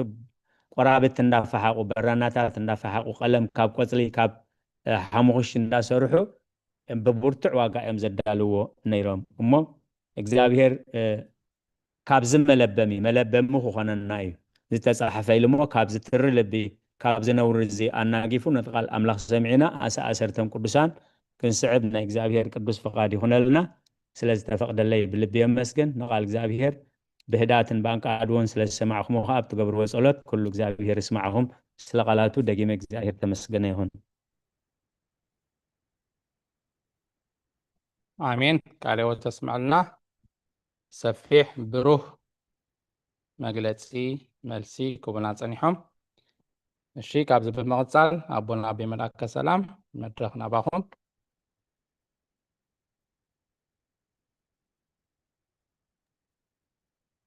الراي كبرنا مسجانا أنا أملاخ يكون كلكم تساتفتي زقباية كما وإلكم كما يكنيكم هنا دياقون قال هو تسمع لنا كمون أبونا قال هو تسمع لنا سلا مزمور الزمركي حطنا تمنيتون زماري ملاخ تسمع لنا تم كلكم نتتقصتاتو عبكم من بعد تزمرت مزمور دما بقال أملاخ مسناي كابزغن مهارو سمسنا هيمانة أبوون حتى يكون ويدستنتنايو كلنا زغون حسابكم كتبوا تكافلوا زمسكم كلكم زمن أقلقلتكم أي بارخ ما كم زي كنا مهارو زمسنا زي حيش الكا تمرصلو زبلص ازي تبلو ليلن كله بلوس قالاتينا كنمهر امسينا كم تنسمعون كم تنمهرون كنبر دما እግዚአብሔር ይርዳና ብዙሓት ታብታ ናይ ሄኖክ ተዛረቡ حسابكم كتبوا ጸኒሕኩም أنا ون أباي نشتي حساب كبدلي تام عرف حمشت أريد فترسي كاب أبونا أدم جميركا كساب هنوك يقرأ حساب نوح زنبرة ولدتات ناي كلهم عدماء تنقر تزنوح عدماء زلوا دماء ما تسالائي أبزا معرف حمشت خبت صحيفهم زلوا دماء تزحص عدماء زلوا دماء هنوكي شدي سميتي تشعت مئتي شوعت مئتي حمشة مئتين قلني عدميهم هنوك جن 300 سسان حمشتنيو عمتي تصنيحهم ني ما تصالح ولد خلو ود 6 عمت سسان حمشتن عمتي قرتا كم زنبره اتا عدت اتا معرف حمشة زفترت معرف عسران كلتانية استنتينة هنوك نما تصالح مسولة خاء دحريو 300 عمت مس أملاخ تمالالسه أوداتن أوالدن كأولده تأتقالن قريمة هني بزح تقسيو بزح جزيو النبوائنا 300 عمت زعكلسي مس أملاخ تمالالسه وسيت ناي أملاخ بسيت نسلسته 100 عمت زعكل مس أملاخ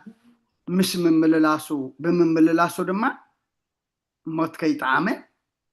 ناب سماي دما كم زعرقه والبسقو اي تغزرن نيرو كم تخبى على الناس انحقن لبوغنا زي تغزر ينورو اما كابزيا انت اي خنستنتن دلي مش املاخ تمالالسه مش املاخ تمالالسه قبل كله ፍጹም ኮይኑ አምላኽ ዝደልዮ አምላኽ ዝፈትዎ እናገበረ እናሰርሐ እዩ ዝመላለስ ነይሩ ሎሚ ምስ አምላኽ ኣለኹ ኣብ ቤት አምላኽ እመላለስ ኣለኹ ኣብ ቤት አምላኽ ርከብ ኣለኹ ንብል ካባይ ጀሚርና ብዙሓት ኢና ግን كم تمس أملاخ اللهو نبيت أملاخ أمالا لسئ كم تأنو بلخي وسئيت نايت من مللاسناخي እንታይ ይመስል بعرب زي حجي نهنوك مسيلنا كنمالالس ፍጹማት ኮይና ክንመላለስ ከምኡ ጌርና እንድሕር ደኣ ተመላሊስና ድማ ካብ ኣምላኽ ንደልዮ ከም ንረክብ እዩ ዝነግረና ዘሎ ኣብ ኤፌሶን ምዕራፍ 5 ቁጥሪ 15 16 እንታይ ዝብለና እምበኣርሲ ቅንያቱ ክፉእ እዩ እሞ ግዜ ዓዲኩም ከም ለባማት እምበር ከም ዓያሹ ዘይኮነ ከመይ ብጥንቃቄ ከም እትመላለሱ ተመልከቱ እታ ምስ ኣምላኽ ተመላለሰ ትብል ናይ ሄኖክ ኣብዚኣ ድማ ሐዋርያ ጳውሎስ ድማ ናብ ሰብ ኤፌሶን ናይ ማዕዳ ወረቐት ክሰድድ ከሎ ሎሙ ድማ ንዓና ቅንያት ክፉእ ኢሉ ትሪኦ ከለኻሲ እዚ ቅንያትና እዚ ዘመንና ዶ ከፍእሲ ዋላ ሐዋርያ ጳውሎስ ንሰብ ኤፌሶን ከምዚ ኢሉ ክፅሕፈሎም ከሎ ከፍእ ይኸውን ቅንያት ክፉእ እቲ ዘመን ክፉእ ዝበሃል ዘመን ክፉእን ቅንያት ክፉእን የለን ንዘመን ክፉእን ንቅንያት ክፉእን ንዘመን ፅቡቕን ንቅንያት ድማ ፅቡቕን ንገብሮ መን ኢና ንሕና ደቂ ሰባት ኢና ሕጂ እቲ ቅንያት ክፉእ እዩ ግዜ ዓዲኩም እዩ ዝብል ዘሎ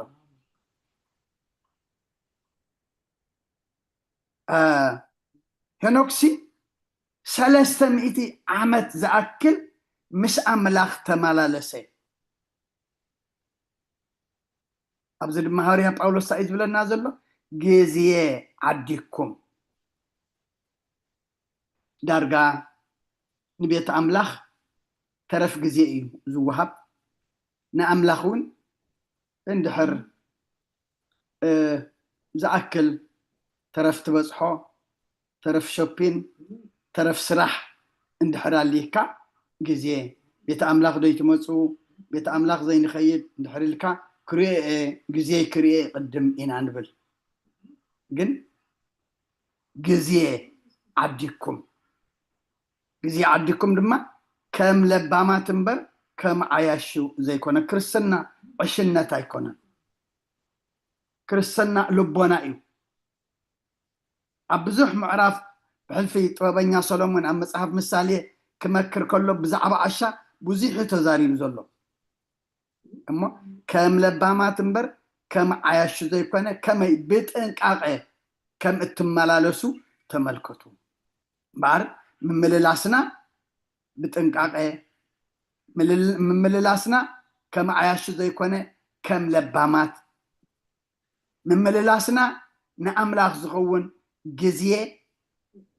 ዓዲግና ወይ ድማ ግዜ ፈሊና ምስ ኣምላኽ ክንመላለስ ከም ዘሎና ምስ ኣምላኽ ተተመላሊስና ምስ ኣምላኽ ተተጓዒዝና ድማ ውፅኢቱ ህይወት እዩ ውፅኢቱ ድማ ዘለዓለማዊ ዕረፍቲ እሞ ብከምዚ ክንነብር ብከምዚ ንክንመላለስ ድማ እግዚአብሔር ንኩልና ፀጉኡ የብዛሓልና ንኩልኩም ድማ እግዚአብሔር ዘመን አገልግሎትኩም ይባርክ መደብና ብጸሎት ክንዓጹ ምናልባት እዞም ኣብዚ ዘለና መብዛሕትና ኣብ ዓርቢ ባይብል ስታዲ ትምህርቲ መጽሓፍ ቅዱስ እውን ንከታተል ኢና እዚ ዓርቢ እዚኣ ግና ኣብ ባይብል ስታዲ ብፍሉይ ኣብ ቤተክርስትያንና የብልናን ምክንያቱ ካብ ረቡዕ ጀሚርካ ይቕረታ ጽባሕ መተኣኻኸቢ እዩ ሓሙስ ዓርቢ ቀዳም ግና ኣብ ላስ ቬጋስ እንዳ ቅድስት ስላሴ ቤተክርስትያን ናይ መበል 27 ዓመታዊ ጉባኤ ኮንፈረንስ ስለ ዘሎ እቲ ኣብኡ ዝወሃብ ድማ ናብ ኩሉ ክላኣኽ ስለ ዝኾነ እቶም ብኣካል ዝኸዱ ክኸዱ እቶም ዘይከድና ድማ ኣብ ዘለናዮ ኮይና ምእንቲ ክንከታተል ናብኡ ክንጥቀመላ ኢና ማለት እዩ እሞ ፅቡቅ ጉባኤ ክብሪ ኣምላኽ ዝግለፀሉ ምእመናን ድማ ብመንፈስ ዓቢና ንኣምላኽ ክብሪ እንህበሉ ጉባኤ ግበረልና ስለኩሉ ኣምላኽ ምስጋና ይብፃሕዮ ቅዱስ እግዚኣብሔር ኣምላኽና ሕጂ እውን ነመስግነካ ስለዚ ጉባኤ እዚ ነመስግነካ ስለብዚ ጉባኤ እዚ ክንሳተፍ ድማ ኣምላኽና ሓይልን ክእለትን ስለ ዝሃብካና እውን ነመስግነካ ድማ እግዚኣብሔር ኣምላኽና ሰላም ውዒልካ እናኸ ነመስግነካ ሰላም ድማ ሓድረና ብርክቲ መዓልቲ ውዒልካ እናኸ እሞ ናይ ዕረፍቲ ለይቲ ብርክቲ ለይቲ ድማ ግበረልና ኣብ ወፍሪ ዘለዉ ድሓን የትወልና ኣብ መገሻ ዘሎ ድማ ድሓን መለሰልና ሰማያት ትነብር ኣቦና ስምካ ይቀደስ መንግስትካ ትምፃእ ፈቃድካ እንታ ኣብ ሰማይ ከምኡ ድማ ምድሪ ይኹን ንዕለት መግብና ለመሃበና ንሕና ንዝበደሉና በደሎም ከም ዝሓደግናሎም በደልና ንዕውሳና እንደገልና ካብ ክፋ ድሕነና እምበር ኣብ ፈተና ይተእትወና መንግስትን ሓይልን ክብርን ዘለዓለም ናትካ ኢማ ኣሜን ወዝቴ ማርያም ብናይ ቅዱስ ገብርኤል መልኣክ ሰላምታ ሰላም ለክለኹ ሕሊናኸ ድንግል ኢኺ ብስጋኸ እውን ድንግል ኢኺ እንደ እግዚኣብሔር ፀዋት ጎይታ ሰራዊት ሰላም ለክለኹ ንስኺ ካብ ኣንስቲ ብርክቲ ኢኺ ፍረ ከርስኹም ብርኽዩ ኦ ምልእተ ፀጋ እግዚኣብሔር ምሳኺ እዩ ኦ ፍስቲ ደስ በልኪ ሓጢኣትና ክሰርየልና ናፍቲ ትወድኺ ኢየሱስ ክርስቶስ ምእንታና ምሕረት ለምነልና ኣሜን ፍትሃወይ ስረ ግዜኑ ኣምላክ ረመዳና ኢየሱስ ክርስቶስ ካኒቀቃና ሰረ ኃጢአት ደምሳሲ ያበሳ ወልዱ ለብሩ ከሳቴ ብርሃን አንቱም አብየ ካናት ዋዊ ዲያቆናት ሩዋን ሳይሩ በጻናት በበስምኩም ኩን ፍታኑ ንጻነ ይረስየነስ ክሉዋን ሰማያት ዚዮ መሃረነ ክርስቶስ መል 12 ዚዮ መሃረነ ክርስቶስ ዚዮ መሃረነ ክርስቶስ ዚዮ መሃረነ ክርስቶስ ዚዮ መሃረነ ክርስቶስ ዚዮ መሃረነ ክርስቶስ ዚዮ መሃረነ ክርስቶስ ዚዮ መሃረነ ክርስቶስ ዚዮ መሃረነ ክርስቶስ ዚዮ መሃረነ ክርስቶስ ዚዮ መሃረነ ክርስቶስ ዚዮ መሃረነ ክርስቶስ ዚዮ መሃረነ ክርስቶስ كمون بنت اجزتنا مريم مهرنا كرسوس مال 10 بنت اجزتنا مريم كرسوس بنت اجزتنا مريم كرسوس بنت اجزتنا مريم مهرنا كرسوس بنت اجزتنا مريم مهرنا كرسوس بنت اجزتنا مريم مهرنا كرسوس بنت اجزتنا مريم مهرنا كرسوس بنت اجزتنا مريم مهرنا كرسوس بنت اجزتنا مريم مهرنا كرسوس بنت اجزتنا مريم مهرنا كرسوس بنت اجزتنا مريم مهرنا كرسوس بنت اجزتنا مريم مهرنا كرسوس بنت اجزتنا مريم مهرنا كرسوس ጸጋ ጎይታና ኢየሱስ ክርስቶስን ፍቅሪ እግዚአብሔር አቦን ሕብረት መንፈስ ቅዱስን ኣብ ልዕለይን ኣብ ልዕሊ ኩልኩምን ኣብ ልዕሊ ኣብ ዘለና የቦታን እፅፍን ድርብን ኮይኑ ይውረድ ስለ ኩሉ እግዚአብሔር ምስጋና ይብፃሕዮ ብሩኽ ለይቲ ይግበረልና ንኩልኩም ድማ አገልግሎትኩም ይባርኽ አሜን አቦታትና ብሩኽ ለይቲ ንኩልኩም አልሂወት ተስማዕና